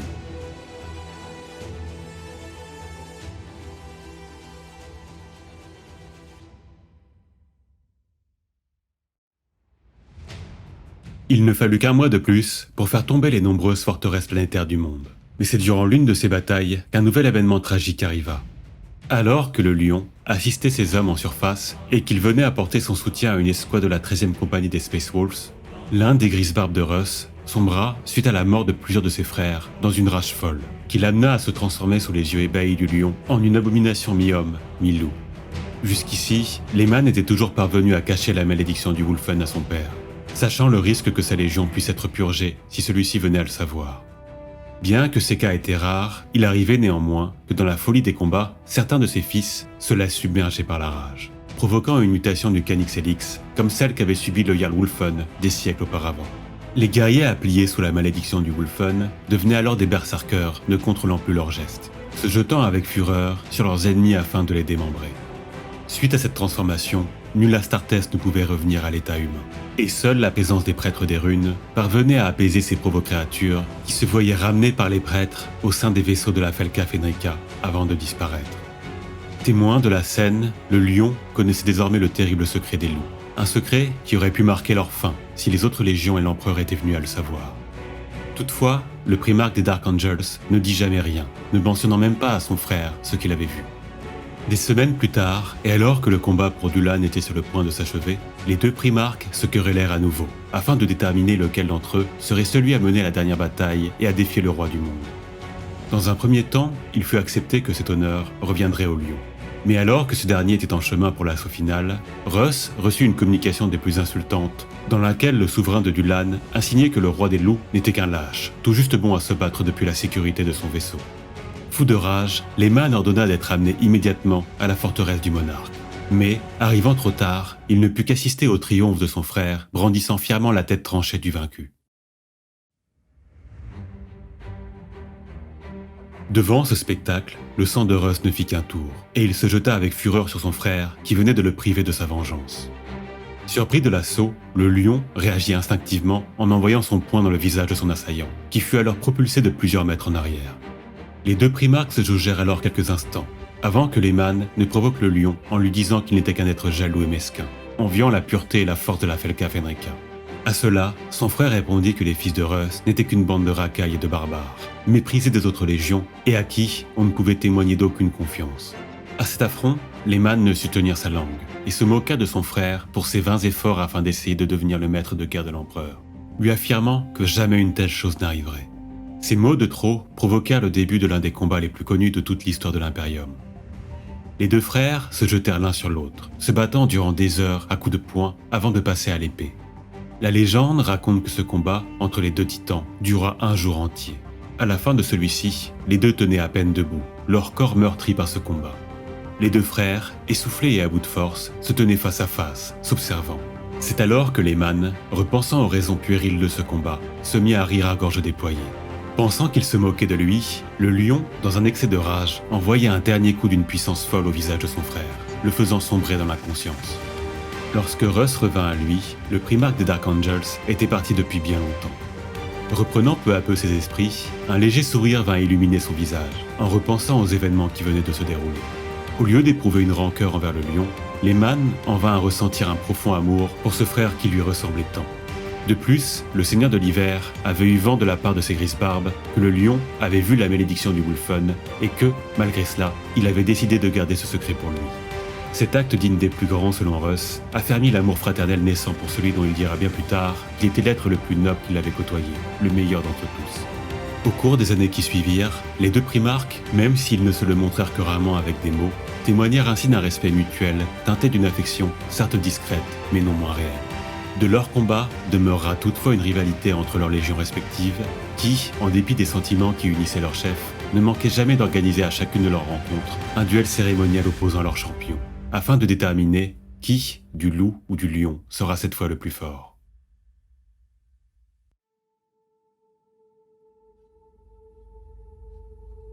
Plusieurs années après la campagne de Dulan, Lehman fut convoqué par l'empereur sur Terra. Des mots prononcés par le lion lors de leur duel, il n'était que trop vrai que Russ n'avait la confiance d'aucun de ses frères, ni des dirigeants de l'Imperium. La confiance de personne, si ce n'est, bien sûr, celle de son père, qui, lorsqu'il avait fait de lui son exécuteur, l'avait solennellement prévenu que le mépris et la solitude en seraient le prix à payer. La tâche ingrate qui lui incombait lui attirait inévitablement la jalousie de ses frères et la méfiance de tous. Lehman n'avait cependant pas hésité bien longtemps, et la Felka Fenrika était ainsi devenue l'exécutrice officielle, des châtiments que l'empereur réservait aux humains et Xenos, ayant été assez fou pour avoir osé le provoquer. Toutefois, bien que véridique, cette information dont je vous ai déjà parlé plus tôt dans ce récit est incomplète. Xenos et humains n'ont ainsi pas été les seuls à subir le courroux de l'empereur. Des 20 légions Astartes créées par le maître de l'humanité, 18 nous sont connues. Des 2 restantes, il n'existe quasiment aucune information, si ce n'est le fait que leurs histoires ont été délibérément effacées des archives impériales. Seules quelques rares rumeurs font en effet état de leur histoire, et le simple fait de les évoquer relève de l'interdit. Un interdit auquel les propres fils de l'empereur sont tenus de se conformer. Quelques éléments permettent toutefois d'affirmer sans trop de risque que ces 2 légions ont été purgées et leurs primarques exécutés. Nul ne sait ce qui amena à une punition aussi impitoyable. Mais nombreux sont ceux à penser que ce fut Lehman et ses fils qui, une fois de plus, furent chargés d'appliquer le châtiment. Ces dires furent confirmés à demi-mot par le seigneur de l'hiver en personne, lorsque celui-ci laissa sous-entendre lors d'un échange avec Garviel Loken que ses fils étaient familiers des combats contre d'autres Astartes. Des paroles lourdes de sens, tant l'idée même d'une lutte entre frères des légions était un blasphème pour n'importe quel guerrier de l'Adeptus Astartes. Que cette information soit véridique ou non, l'empereur fit une nouvelle fois appel à Lehman afin qu'il se rende sur le monde de Genna, remettre son fils Angron et ses World Eaters dans le droit chemin. Depuis plusieurs années maintenant, la 12e légion de l'Ange Rouge semblait en effet hors de tout contrôle. Genna avait été ainsi le lieu d'un ignoble génocide perpétré par ses membres. Hommes, femmes et enfants de ce monde récalcitrant à rejoindre l'Imperium y avaient été impitoyablement massacrés jusqu'au dernier. Un tel acte, commis contre des humains, était en soi intolérable, mais pire encore, dans leur folie destructrice, les World Eaters s'en étaient également pris à leurs alliés de la garde impériale. Afin de ressembler davantage à leurs primarques, les fils d'Angron avaient commencé à se faire implanter des crocs de boucher directement dans leur cerveau. Cette terrible invention avait pour but d'augmenter le taux d'adrénaline généré afin d'en faire des guerriers à l'agressivité inhumaine, incapables de ressentir toute douleur.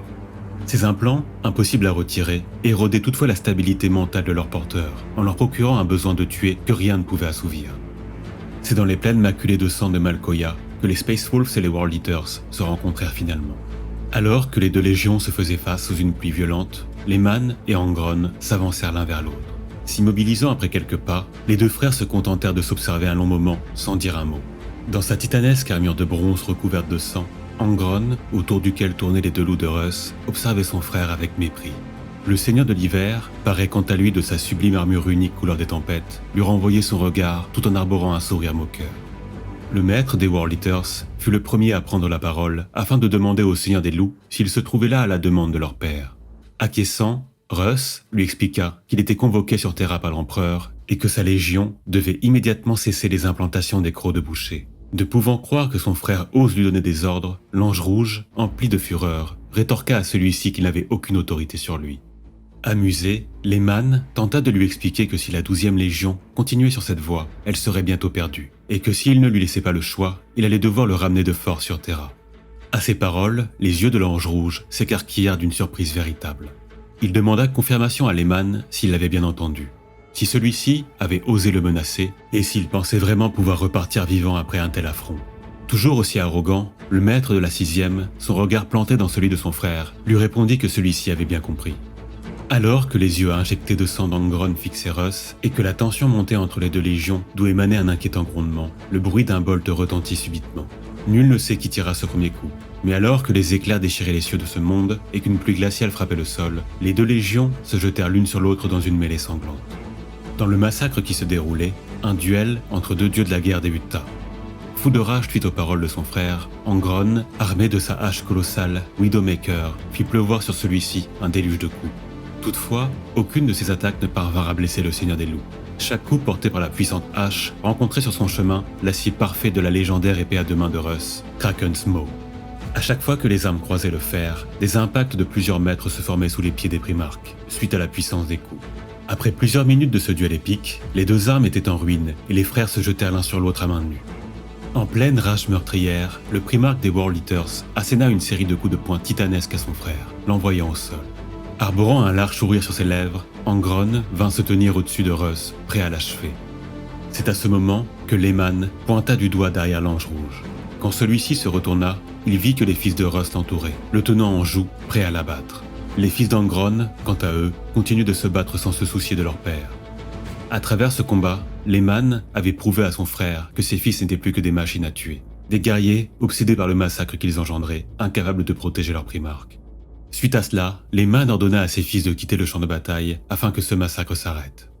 Il n'avait certes pu ramener Angron sur Terra, mais il était parvenu à lui montrer ce que ses fils étaient devenus, et il revenait maintenant à Angron d'en tirer les conclusions qui s'imposaient. Cet événement, qui fut nommé la Nuit du Loup, coûta la vie à des centaines d'Astartes.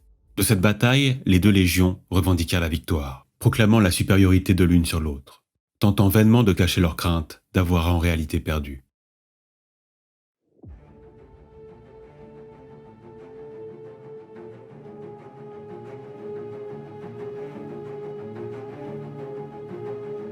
Le dernier siècle de la Grande Croisade vit les Space Wolves s'isoler de plus en plus de l'Imperium et de leurs frères des autres légions. Au fil du temps, la Felka Fenrika était devenue une entité à part, une force possédant ses propres flottes expéditionnaires et agissant en totale autonomie. Les seigneurs solaires, les hauts dignitaires de l'Imperium et même les primarques des autres légions savaient qu'il était inutile d'essayer de faire obéir les fils de Russ. Ceux-ci ne répondaient qu'aux ordres de Lehman, et ce dernier ne reconnaissait qu'un seul suzerain, l'empereur. L'approche même du système de Fenris était devenue interdite sans invitation, et cela même aux toutes puissantes flottes de l'Adeptus Astartes. En dehors de son monde natal, la 6e ne possédait aucun autre domaine et n'avait besoin de nul autre. Seuls quelques liens étaient maintenus avec le Mechanicus de Mars, pour la production des bâtiments de leur flotte.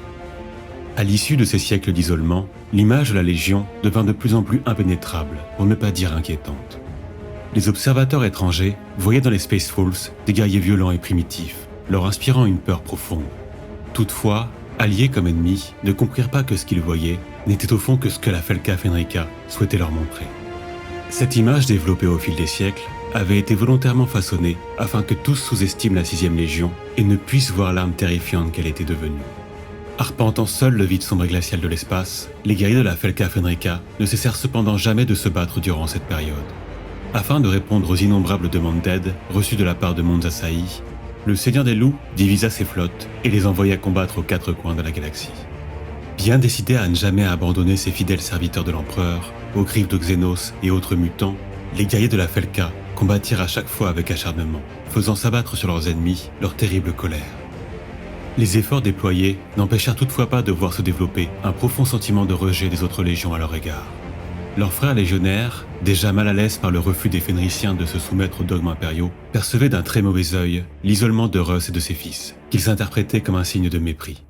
Seuls les Dark Angels, suite aux nombreuses guerres passées à lutter côte à côte, continuaient de vouer un respect sincère aux loups de Fenris. Bien qu'ayant eu très rarement à combattre aux côtés des autres légions durant cette période, les Blood Angels eurent aussi l'occasion de constater la bravoure et la puissance des terribles combattants de la 6e. Les deux légions menèrent campagne ensemble, afin de repousser une invasion des terribles Enslavers, dans le système de Poseidonis Secundus. Ce fait d'armes qui aurait couvert de gloire n'importe quelle légion ne fut toutefois jamais mis en avant par les fils de Russ. Et les archives de cette campagne dantesque, narrant cette lutte contre l'un des ennemis les plus dangereux rencontrés par l'Imperium, demeurent cachées dans la grandiose forteresse monastère des fils de Sanguinius, sur Baal. De ces années à se battre côte à côte, les deux primarques développèrent un sincère et profond respect mutuel, en réalisant à quel point l'âme de leurs légions respectives était proche. Toutes deux combattaient en effet avec une grande noblesse, et l'effort était d'autant plus louable que celles-ci devaient constamment chercher à réfréner la terrible violence présente dans leur gène. Nul ne sait précisément à combien de campagnes participèrent les fils de Russ durant cette période. Du fait que la présence des commémorateurs impériaux n'était pas autorisée au sein des flottes de la Felka Fenrika, il n'existe quasiment aucune archive de cette époque. Le fait que leur périple guerrier tombe dans l'oubli ne dérangea toutefois pas les Space Wolves, ceux-ci n'ayant que faire d'afficher leur prestige et considérant que cette histoire, leur histoire, n'appartenait qu'à eux. Vers la fin du 30e millénaire, les Space Wolves eurent une fois de plus à se battre aux côtés de leurs frères Astartes. La 17e Légion des Worldbearers avait fait la rencontre d'un gigantesque empire s'étendant sur 6 systèmes planétaires, et celle-ci réclamait de l'aide pour cette campagne qui s'annonçait bien difficile. Avancés technologiquement et modifiés génétiquement, les fiers guerriers Avenian avaient refusé de se soumettre à l'Imperium. Suite à l'échec des pourparlers, un combat de plusieurs années débuta. Un combat acharné qui voyait les deux légions lutter âprement pour chaque monde. Se chargeant principalement des assauts en surface, les guerriers de la 6e Légion ne laissaient que ruines et désolation suite à leur passage. Les Worldbearers, quant à eux, maintenaient les flottes ennemies à distance, ne s'engageant que plus rarement dans la conquête des mondes. De ces années à lutter ensemble, les deux légions ne nouèrent que peu de liens. Les Man, ne pouvant que constater le charisme et la sagesse du primarque de la 17e Légion, ne partageait en effet que peu de choses avec ce frère, qu'il voyait comme bien trop doux et quelque peu naïf, bien éloigné du guerrier qu'il était. Le caractère très différent des légions et de leurs primarques ne les empêcha toutefois pas de se témoigner un respect mutuel que le partage d'une spiritualité pourtant prohibée au sein de l'Imperium renforça. Après plusieurs années de luttes incessantes, 4 des systèmes Avenian étaient tombés. Toutefois, les armées rebelles avaient battu en retraite au cœur de l'Empire afin de renforcer leur dernier système sous leur contrôle. Ayant eu vent de la présence des Thousand Sons dans le système voisin d'Agoru, Lehman ordonna à son Jarl, Amlodis Carsens Carsenson, d'aller chercher son frère Magnus afin que celui-ci l'aide à la conquête de ces derniers mondes.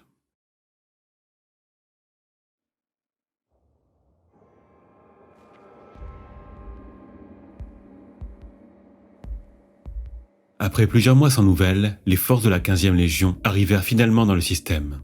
Le mépris que vouaient Ross et Magnus était flagrant. Mais malgré cela, et dans le but d'éviter plus de morts aux guerriers de l'Imperium, les deux primarques mirent leurs différends de côté pendant la durée de cette campagne. Durant les mois qui suivirent, les fils de Magnus peinèrent à suivre le rythme de combat frénétique imposé par les Space Wolves. Malgré cela, ce temps passé à combattre côte à côte sembla pendant un court instant resserrer les liens entre les deux légions. Méprisant toujours leur côté barbare et primitif, les Thousand Sons ne pouvaient toutefois être qu'impressionnés par la terrible fureur au combat des Space Wolves. De ces mois de luttes acharnées, nombreux parmi les guerriers de la 15e furent en outre étonnés par la présence des terrifiants loups fenriciens, combattant aux côtés des fils de Russ, ressentant en eux quelque chose d'étrange. Il est dit que ce serait vers cette période que l'un des commandants de Magnus, intrigué, demanda à son père ce que pouvaient bien être en réalité ces loups monstrueux, dont la présence au sein du Warp n'était en rien semblable à celle des autres animaux. Magnus aurait alors, selon les dires de certains, plongé son regard dans les yeux de l'une de ces bêtes, pour finalement déclarer d'un ton solennel et énigmatique qu'il n'y avait pas de loup sur Fenris. Durant les mois qui suivirent, les forces combinées des 3 légions et des armées impériales se battant à leur côté finirent par briser les dernières lignes des défenses aveniennes. Seul restait le monde capital d'Eliosa à se dresser devant les forces impériales. Rejetant toute tentative de pourparler, les Space Wolves, accompagnés des Thousand Sons, se jetèrent à l'assaut du monde. Les dernières forteresses planétaires aveniennes furent bien vite réduites en cendres. Toutefois, alors que la victoire était à portée de main, les fils de Magnus réalisèrent avec horreur que les guerriers de la Felka Fenrika, dans leur fureur, s'en prenaient aux habitants du monde. Ce massacre se révéla comme l'éclatante démonstration de la terrible dualité présente dans l'âme de la 6e. À la fois capable de témoigner de la plus grande des noblesses en se sacrifiant au profit des humains, comme de se montrer d'une cruauté impitoyable face à ceux à avoir osé la défier. Refusant de laisser faire les guerriers de la Felka Fenrika, les Thousand Sons tentèrent d'arrêter ce massacre, mais en vain. Bien vite, les tensions entre les deux légions s'accentuèrent au point de pousser leurs membres à en venir aux mains. Dans ce chaos, plusieurs loups fenriciens se jetèrent sur les fils de Magnus, afin de protéger leurs frères Space Wolves. Les guerriers de la 15e n'hésitèrent pas alors à utiliser leur pouvoir psychique pour se défendre de ces terribles créatures.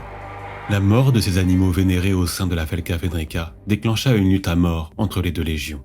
Toutefois, celle-ci cessa soudainement lorsque, sous le coup de la rage, l'un des fils de Magnus commença à muter en une abomination monstrueuse. Ne comprenant pas ce qu'il était en train de se passer, les Space Wolves cessèrent la lutte pour observer la scène alors que les Thousand Sons devinrent tétanisés en observant le retour de la malédiction au sein de leur légion. Ce fut finalement Lehman qui, arrivant sur le champ de bataille, exécuta d'un coup de volteur le légionnaire en pleine mutation.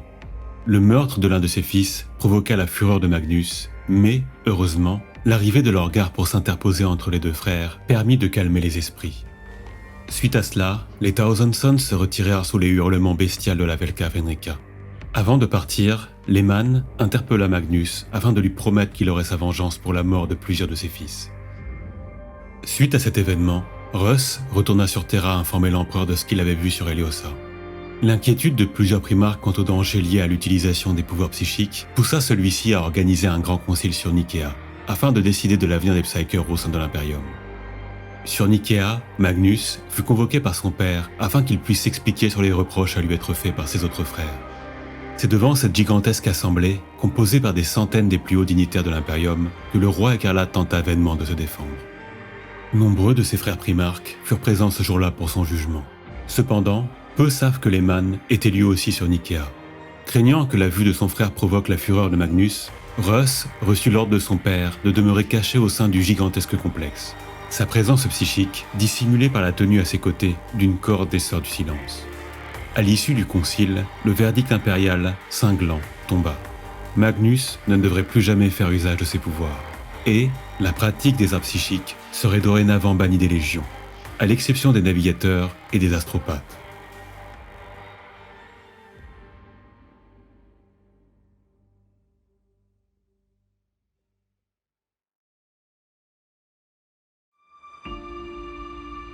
Plusieurs années s'écoulèrent suite au concile de Nikea. Durant ce laps de temps, la Felka Fenrika mena de nombreuses campagnes sur plusieurs fronts à la fois. Mais alors que la flotte principale du Seigneur de la Guerre et de l'Hiver était de retour dans le système de Fenris, celle-ci reçut une communication astropathique urgente en provenance de Terra. Par l'intermédiaire de Malcador, l'empereur ordonnait à Russ de faire route sans délai vers Prospero, afin de lui ramener son frère Magnus. Étonné par cette demande, Lehman savait toutefois pouvoir faire confiance au Sigillite, qui avait toujours été un ami, pour ne pas dire une figure paternelle, ayant participé à sa formation lors de ses jeunes années sur Terra. Lehman obéit donc et partit vers le monde des Thousand Sons, sans avoir pu obtenir davantage de détails quant aux raisons profondes de sa mission. Durant son voyage, le Seigneur des Loups fut rejoint par 2 autres flottes envoyées par l'empereur.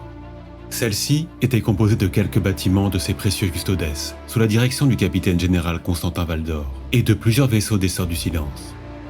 Tout d'abord heureux de revoir Valdor, celui-ci ayant été son tuteur et son maître d'armes dans sa jeunesse sur Terra, Lehman réalisa bien vite que la situation devait être extrêmement grave pour faire se déplacer le bras droit du maître de l'humanité, ainsi qu'une corde de la sororité silencieuse.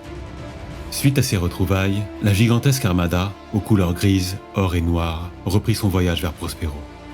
Sur le chemin, Lehman reçut toutefois une nouvelle communication, en provenance, cette fois, du maître de guerre en personne. Horus l'informait que la volonté impériale avait changé, et qu'il ne s'agissait plus désormais d'amener Magnus devant le maître de l'humanité, mais d'apporter sur la 15e le châtiment de l'empereur. Un ordre signifiant la purge de la Légion et la mort de son frère. Au cours des semaines qui suivirent, nombreux furent ceux à constater l'humeur massacrante du maître de la Velka Fenrika, qui, bien que méprisant son frère, ne pouvait chasser de son esprit l'idée que quelque chose n'allait pas. Magnus était certes, à ses yeux, un être arrogant et prétentieux, mais jamais il n'avait douté de la fidélité et de l'amour de ces derniers envers leur père. En dépit de ses doutes, Lehman savait néanmoins à quoi il s'était engagé en acceptant de porter le titre d'exécuteur de l'empereur. Ses doutes sur la traîtrise de Magnus ressurgirent et s'amplifièrent néanmoins quand, suite à l'arrivée de sa flotte dans le système de Prospero, il constata que de nombreux vaisseaux de transport humain étaient en train de fuir et qu'aucun bâtiment des Thousand Sons ne semblait en position défensive. En arrivant en orbite de la planète, une fois de plus, les officiers de la Felka Fenrika furent étonnés de ne recevoir aucun tir de défense des puissantes forteresses planétaires en dessous d'eux. Hésitant de plus en plus sur ce qu'ils devaient faire, Lehman, en proie à une nervosité grandissante, tenta d'entrer en communication avec Magnus, afin de lui ordonner de se rendre et de laisser fuir les humains à la surface. Mais, tragiquement, via l'intervention de l'un des agents des dieux sombres, ce message n'arriva jamais au maître des Thousand Sons.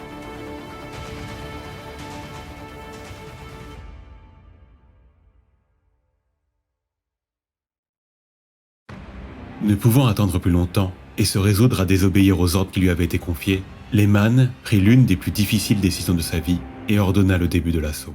Les centaines de vaisseaux de la toute-puissante Felka Fenrika firent aussitôt s'abattre un déluge de feu sur Prospero.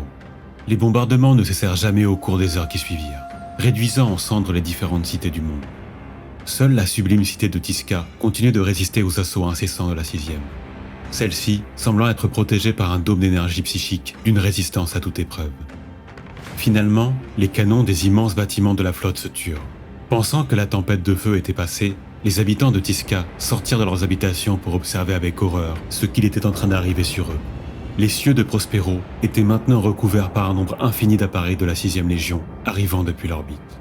Les modules d'atterrissage ne cessaient de se déverser depuis les entrailles des gigantesques vaisseaux de la Felka Fenrica, pendant que des milliers de Thunderhawk fendaient le ciel gris, faisant hurler leurs moteurs sur leur passage. Impatients de laisser parler leur fureur face à ces frères qu'ils méprisaient depuis maintenant des siècles, les fils de Russ se jetèrent avec rage sur les défenseurs de Tisca. Les guerriers de la 6e furent toutefois étonnés en s'apercevant que, seule la Spire Guard, l'armée de défense de Prospero, les attendait. Ces humains n'en offrirent pas moins une résistance acharnée, luttant avec honneur pour leur monde, fortifiant chaque rue, se battant pour chaque immeuble au cœur de l'immensité. Hélas, aussi courageux furent-ils, ceux-ci ne purent que retarder l'avancée des guerriers transhumains du Seigneur de la Guerre. Beaucoup en vinrent ainsi à périr sous les coups de hache des Space Wolves, alors que d'autres cherchaient vainement à fuir avant de se voir inévitablement rattrapés et dévorés par les monstrueux loups fenriciens. Ce massacre dura des heures. Les jeunes frères de meute chargeaient au cœur de la cité en hurlant, pendant que les vétérans avançaient silencieusement et avec calme, leur regard glacial reflétant la froide fureur tapie en eux. C'est alors que les premières lignes de défense cédaient partout à travers Tisca que les Thousand Sons arrivèrent sur le champ de bataille. Réorganisés en urgence par le maître archiviste de la Légion, Azek Ahriman, ceux-ci joignirent leurs forces à celles de la Spire Guard afin de former une nouvelle ligne de défense. Emportés par leur intrépidité, les plus jeunes guerriers de la Felka s'avancèrent trop profondément au cœur de la cité, et lorsque ceux-ci aperçurent les armures rouges des fils de Magnus, ils se jetèrent en hurlant sur les lignes de défense nouvellement formées. Trop confiants, leur assaut confus finit en un véritable massacre. L'audace s'était transformée en folie, et les Thousand Sons déclenchèrent un déluge de projectiles et de sortilèges, déchiquetant ses présomptueux avec facilité. Horrifiés par la situation, les vétérans de la 6e Légion durent faire entendre leur voix pour calmer leurs intrépides frères et les réorganiser. Après plusieurs heures de rude combat, les fils de Magnus parvinrent finalement à stabiliser la situation avant d'entamer leur contre-attaque. Les tout-puissants sorciers de la 15e avancèrent à travers les immenses allées de la cité, déclenchant une tempête de feu sur leur passage. Les tirs de bolters des Space Wolves se brisaient sur les boucliers psychiques générés par les Raptora, alors que ceux assez fous pour charger en mêlée se faisaient pulvériser par les flammes des Pirae ou les éclairs des Pavoni. Bien que luttant vaillamment, les fils de Russ ne cessaient cependant de reculer face à la poussée brutale des Thousand Sons. Au cœur du combat, le maître de la Felka, impassible, écoutait se succéder les rapports des Jarls, plus inquiétants les uns que les autres. À l'est, la 4e et la 7e compagnie, épaulées par les Custodes, continuaient leur avancée au cœur de la cité. Mais, partout ailleurs, les forces de la 6e ne cessaient de reculer. À l'ouest, les nouvelles n'étaient guère meilleures. La pyramide de l'un des plus puissants sorciers de Magnus demeurait imprenable. Chaque assaut se terminait irrémédiablement par un terrible massacre. Le Seigneur de la Guerre ordonna alors à Bulva Greybird, le maître de la 13e compagnie des Grisbarbes, de se rendre sur place pour régler la situation.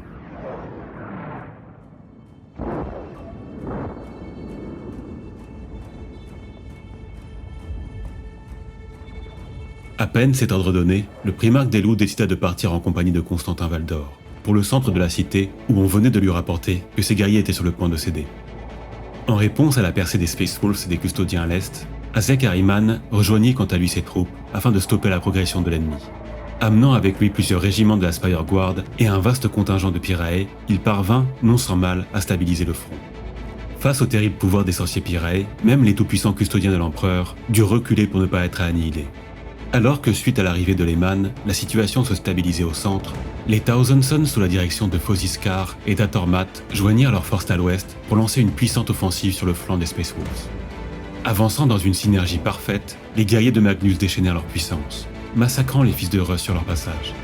Afin de juguler l'hémorragie, Lehman ordonna alors au sort du silence de rejoindre le combat. Les corps de la sororité silencieuse se répandirent aussitôt sur tous les fronts afin d'épauler les Space Wolves et les custodiens. Possédant le gène du paria, une capacité extrêmement rare leur permettant de nullifier les énergies warp à proximité, ces guerrières d'élite firent une nouvelle fois basculer le déroulement de la bataille. Privés de l'usage de leur sort, les fils de Magnus ne pouvaient lutter au corps à corps contre les féroces guerriers de la Felka Fenrica. Grâce à l'aide des sœurs, la 6e parvint à reprendre son avancée sur tous les fronts, à l'exception du front ouest. Bien qu'ayant subi de lourdes pertes suite à l'intervention de la sororité silencieuse, Matt et Tkar réorganisèrent leurs forces pour lancer une nouvelle contre-attaque. Les capitaines de la 15e Légion ordonnèrent alors à leurs troupes d'avancer lentement, de façon à laisser le temps aux tireurs d'élite d'éliminer les sorts du silence, avant que le reste des guerriers ne reprennent leur progression grâce à leur pouvoir retrouvé. Après des heures de combats acharnés, les forces des Thousand Sons à l'ouest étaient sur le point d'atteindre leur objectif, et ce faisant, menacer le flanc des Space Wolves, au point de faire s'effondrer le dispositif adverse. Mais, alors que la victoire était à portée de main, une immense clameur, marquant l'arrivée de Russ sur le champ de bataille, se fit entendre. Venu porter secours à ses forces sur le front ouest, le maître de la Felka Fenrica changea par sa seule présence le déroulement du combat. Avançant au front sous les hurlements de ses guerriers, Russ remotiva les fiers loups de Fenris qui chargèrent l'ennemi à ses côtés dans une folie furieuse. Alors que les Space Wolves faisaient reculer les Thousand Sons, le capitaine Carr ne pouvait croire que si près du but, ses forces battaient désormais en retraite. Réalisant que la situation était désespérée suite à l'arrivée de Russ, Carr ordonna à Tormat de partir rejoindre leur père à la pyramide de Photep, afin de former une dernière ligne de défense.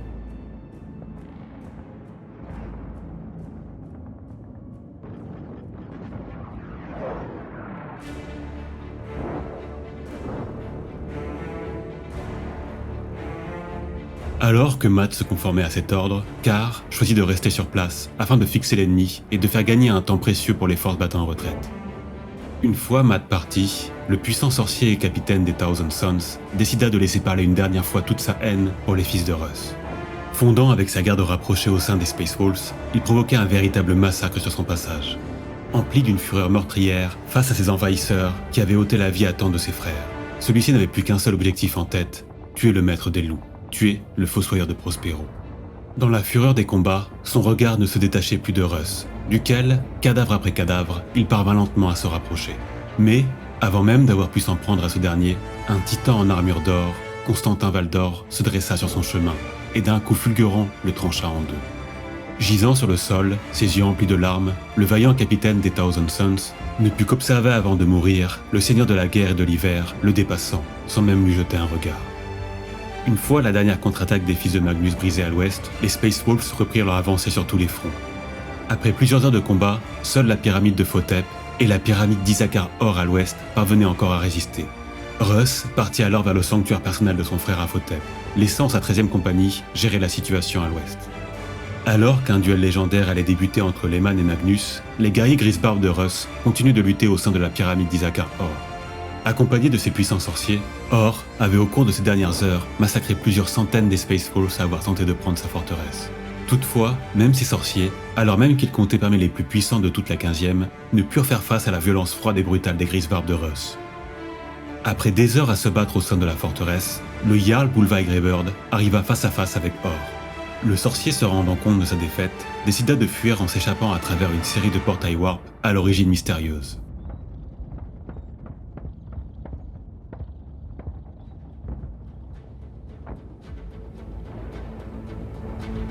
Ne sachant ce qu'il se trouvait de l'autre côté, le Jarl et plusieurs centaines de ses guerriers franchirent néanmoins les antiques portails pour partir à la poursuite du sorcier. Au cours de leur périple à travers ces portails, les Grisbarbes firent la découverte d'endroits de plus en plus étranges, ceux-ci semblant défier les lois de la physique et du temps. Détruisant les portails rencontrés sur leur passage, afin qu'aucun autre Thousand Sons ne puisse s'en servir pour fuir, les Grisbarbes arrivèrent finalement au centre d'un gigantesque hall où le sorcier les attendait. Celui-ci avertit alors les fils de Russ que ceux-ci étaient en train de briser le fragile équilibre des portails de par leurs actions, et qu'ils devaient cesser cette folie au plus vite. Il proposa alors qu'en échange de sa vie et de celle de ses hommes, il permettrait au Jarl et à ses guerriers de quitter ce labyrinthe et de retourner vivants sur Prospero. À cette tentative de négociation, le Jarl leva son pistolet à plasma vers le sorcier et dit que son maître lui avait ordonné de ne faire aucun prisonnier. Or, paniqué, l'avertit que sans lui, jamais les guerriers de la 13e ne pourraient quitter cette prison planaire, où ils resteraient bloqués à tout jamais, condamnés à une éternité d'errance à travers le warp. Sans mot dire, un léger rictus aux lèvres, Greybird, après avoir jeté un dernier regard en direction de ses frères, qui acquiescèrent d'un signe de tête, appuya sur la détente et abattit le sorcier. Parallèlement à ces événements, Lehman avait fini par rejoindre son frère, et après avoir échangé un bref regard, en était venu à lancer le duel qui marquerait la fin de cette bataille. Alors que les combats faisaient rage aux abords de la pyramide de Photep, illuminée par les feux s'élevant des quartiers environnants, une partie des fils de Russ, accompagnés de leurs loups fenriciens, observaient ce duel entre dieux de la guerre. Dans ce décor apocalyptique, les deux frères laissèrent parler leur haine. Se rendant coup pour coup, il ne semblait qu'aucun d'eux ne puisse prendre le dessus sur l'autre. Mais alors qu'ils semblaient se neutraliser, Magnus parvint à transpercer la poitrine du roi des loups.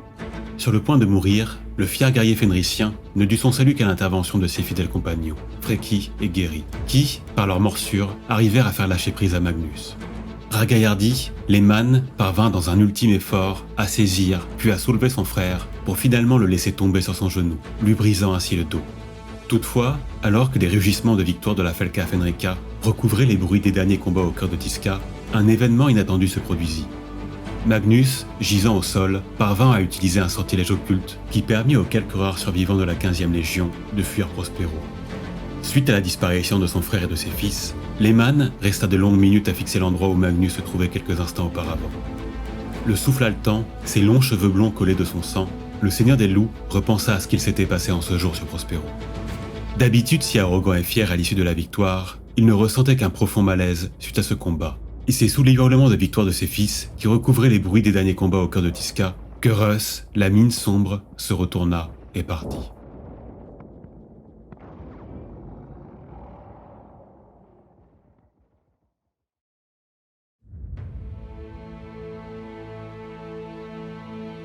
Suite à ce succès amer qui lui avait coûté tant de ses fils, Russ ordonna à sa flotte de regagner Fenris sans attendre. Sur le chemin de retour, nombre de ses jarls furent inquiets de n'avoir que peu de nouvelles de leur primarque. Depuis que Lehman était revenu de son combat contre Magnus, celui-ci demeurait en effet enfermé dans ses quartiers, refusant d'être dérangé. À la fois attristé par la perte de ses grises barbes et tourmenté par ce qu'il était advenu à son frère, il ne pouvait s'empêcher de ressasser les récents événements en se rendant compte que quelque chose n'allait pas. Ce n'était pas la première fois qu'il avait eu à affronter les guerriers des Légions, mais cette fois-ci, les choses étaient différentes. Les signes montrant que son frère Magnus avait tenté d'éviter de faire couler plus de sang étaient trop nombreux, trop flagrants. Cela ne ressemblait en rien au comportement d'un traître, mais plus aux agissements d'un être possédant une grande noblesse d'âme. Perturbé, le Seigneur des Loups était torturé à l'idée d'avoir fait le mauvais choix. Même Kfa, son plus proche compagnon, ne sut le rassurer en tentant de lui rappeler qu'il était l'exécuteur de l'empereur, et qu'à ce titre, il n'avait eu d'autre choix que d'obéir aux ordres qui lui avaient été donnés. Mais, alors qu'il se morfondait dans ses quartiers, l'un des officiers de pont du Raffenkel, son vaisseau amiral, l'alerta qu'une immense flotte arrivait sur eux. Tiré de sa torpeur par cette nouvelle inattendue, Russ se rendit immédiatement sur le pont où sa surprise grandit. Une armada de vaisseaux, arborant l'héraldique de l'Alpha Légion, manœuvrait sous ses yeux de façon à stopper sa progression. Tentant d'entrer en communication avec Alpharius, Russ ne reçut aucune réponse, et alors qu'il cherchait une explication à ce qu'il était en train d'advenir, un effroyable déluge de feu s'abattit sur les bâtiments de la Felka Fenrika. À bord de leur vaisseau amiral, Alpharius et Omégon observaient avec délectation la scène. Depuis bien longtemps, les deux primarques détestaient Lehman. Celui-ci n'avait que trop affiché son mépris à leur égard, n'hésitant pas à dénoncer ouvertement la fourberie d'Alpharius, qui ne témoignait à ses yeux d'aucun sens de l'honneur au combat. Grâce aux informations fournies par Horus, les deux primarques de l'Alpha Légion en étaient désormais convaincus. Lehman allait payer ses humiliations. Suite à la première bordée, d'innombrables vaisseaux de la Felka Fenrika furent pulvérisés et sombrèrent dans le vide spatial. Se rendant très vite compte qu'il ne pourrait faire face à un adversaire disposant d'une position aussi avantageuse et d'une large supériorité numérique, le maître des loups ordonna à sa flotte de battre en retraite. Toutefois, la 20e Légion avait prévu la suite des événements et s'engagea dans une chasse qui allait durer plusieurs mois, grappillant petit à petit les arrières de la Felka Fenrika, détruisant patiemment les vaisseaux laissés à la traîne ou à court de carburant. Arrivant dans la nébuleuse Alaxès, Russ constata avec effroi que le reste de la flotte de l'Alpha Légion l'y attendait. Les loups étaient maintenant pris au piège, n'ayant plus aucun échappatoire possible.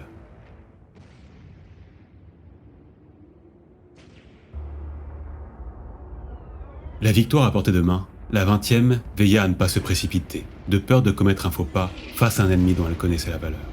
Avec méthode, elle s'employa dans les semaines qui suivirent à resserrer lentement mais sûrement son étau en détruisant l'un après l'autre les vaisseaux de la 6e Légion.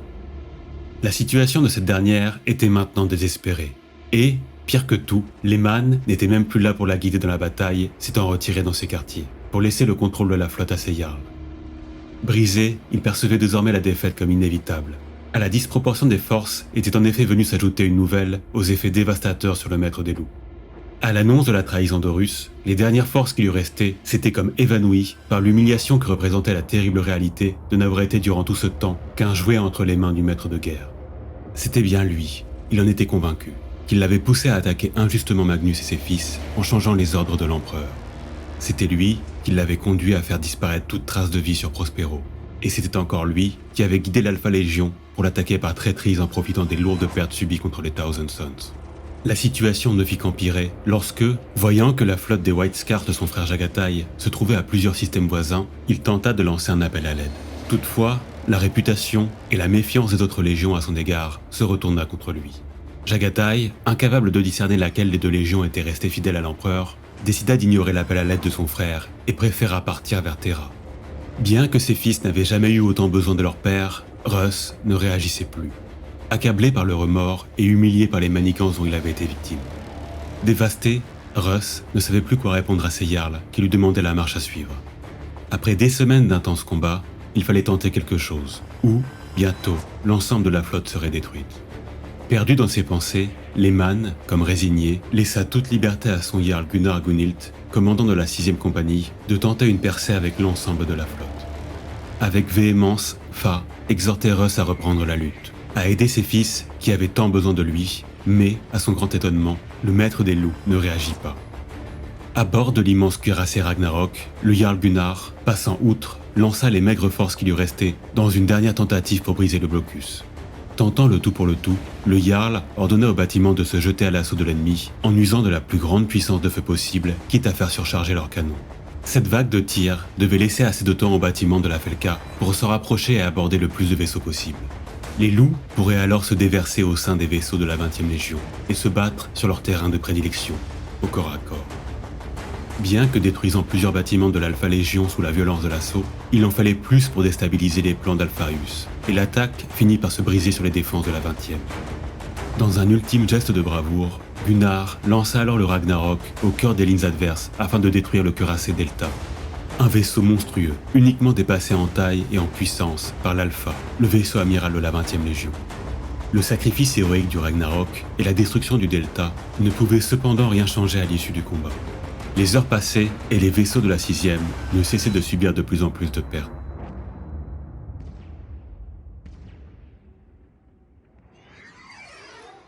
C'est alors que dans la fureur de la bataille, Bjorn, le Fell-Handed, l'un des guerriers les plus proches du Seigneur de l'Hiver, parvint à parler à son père. Là où Kfa avait échoué, Bjorn réussit à redonner espoir au roi des loups, n'hésitant pas à l'invectiver en vue de provoquer une réaction salutaire. Il avait compris ce qui lui pesait et lui lança ouvertement que son rôle d'exécuteur n'avait été qu'un fardeau pour la 6e Légion, que la tâche qu'on lui avait confiée allait contre tout ce qu'il défendait, contre tout ce pourquoi il s'était battu, que les Fenrisiens étaient fiers, indomptables, et n'étaient les chiens de personne, pas même ceux de l'empereur, qu'il n'était pas trop tard pour changer, que les loups devaient désormais, quand bien même cela serait la dernière fois, se battre pour eux, pour leurs valeurs, pour ceux qu'ils avaient juré de défendre. Lehmann, touché, se leva de son trône pour partir sans un mot vers la salle de commandement du Hrafnkel.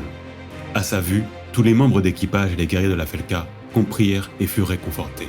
Même si la 6e Légion devait être détruite en ce jour, elle mourrait en se battant. Reprenant le contrôle de sa flotte, le Seigneur des Loups parvint pendant les heures qui suivirent, à force de manœuvres aussi habiles qu'audacieuses, à causer de lourdes pertes aux vaisseaux de la 20e Légion. Alpharius, ne pouvant se résoudre à laisser un seul espoir aux loups de Fenris, partit avec une escouade de ses Terminators cataphracti à l'abordage du Hrafnkel. Lehmann quitta alors le poste de commandement pour se porter à la rencontre de ce frère qui avait juré sa perte, laissant parler toute sa rage suite à cette attaque pleine de lâcheté qui avait causé la vie à tant de ses fils. Russ se déchaîna, massacrant les guerriers d'Alpharius, détruisant même sur son passage un tout-puissant Dreadnought Contemptor. Le seigneur de la guerre et de l'hiver était inarrêtable, tranchant ses ennemis avec Mjolnir dans un tourbillon de violence. Tentant de l'arrêter, Alpharius se jeta sur lui, mais se rendit vite compte qu'il ne faisait pas le poids face à la fureur sanguinaire de son frère. Toutefois, même si le primarque de la 20e venait à être vaincu, les loups demeuraient perdus, tant le rapport de force était désormais en leur défaveur.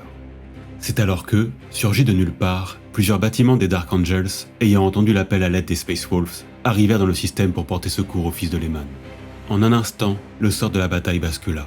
Pilonnant les flancs de l'Alpha Légion, la puissante flotte du maître de chapitre Altalos conduit Alpharius à ordonner la retraite. Lehmann n'en revenait pas. L'espoir avait une nouvelle fois changé de camp, et le salut était venu de son éternel rival, dont il voyait avec une émotion non feinte les vaisseaux passer devant lui. Sauvé in extremis, le roi des loups remercia sincèrement les fils du lion, qui l'informa de ce qui venait de se dérouler. Après plusieurs semaines à voyager ensemble, les deux flottes finirent toutefois par se séparer.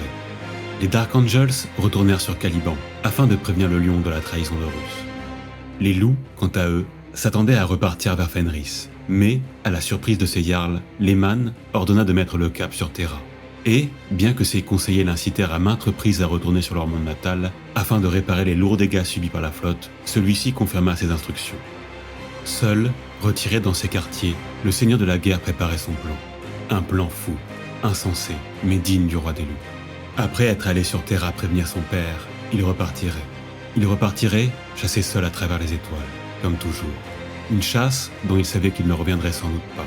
Cela n'avait toutefois pas d'importance à ses yeux, car il est des choses qui valent qu'on meure pour elles. Bien qu'il n'y fût pas né, Fenris, son monde d'adoption, lui avait appris à faire face à la mort avec courage.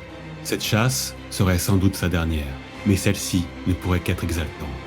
Sa proie ne serait en effet que le responsable de la mort de tant de ses fils, celui qui avait joué de sa loyauté et bafoué son honneur, Horus Lupercal, le maître de guerre.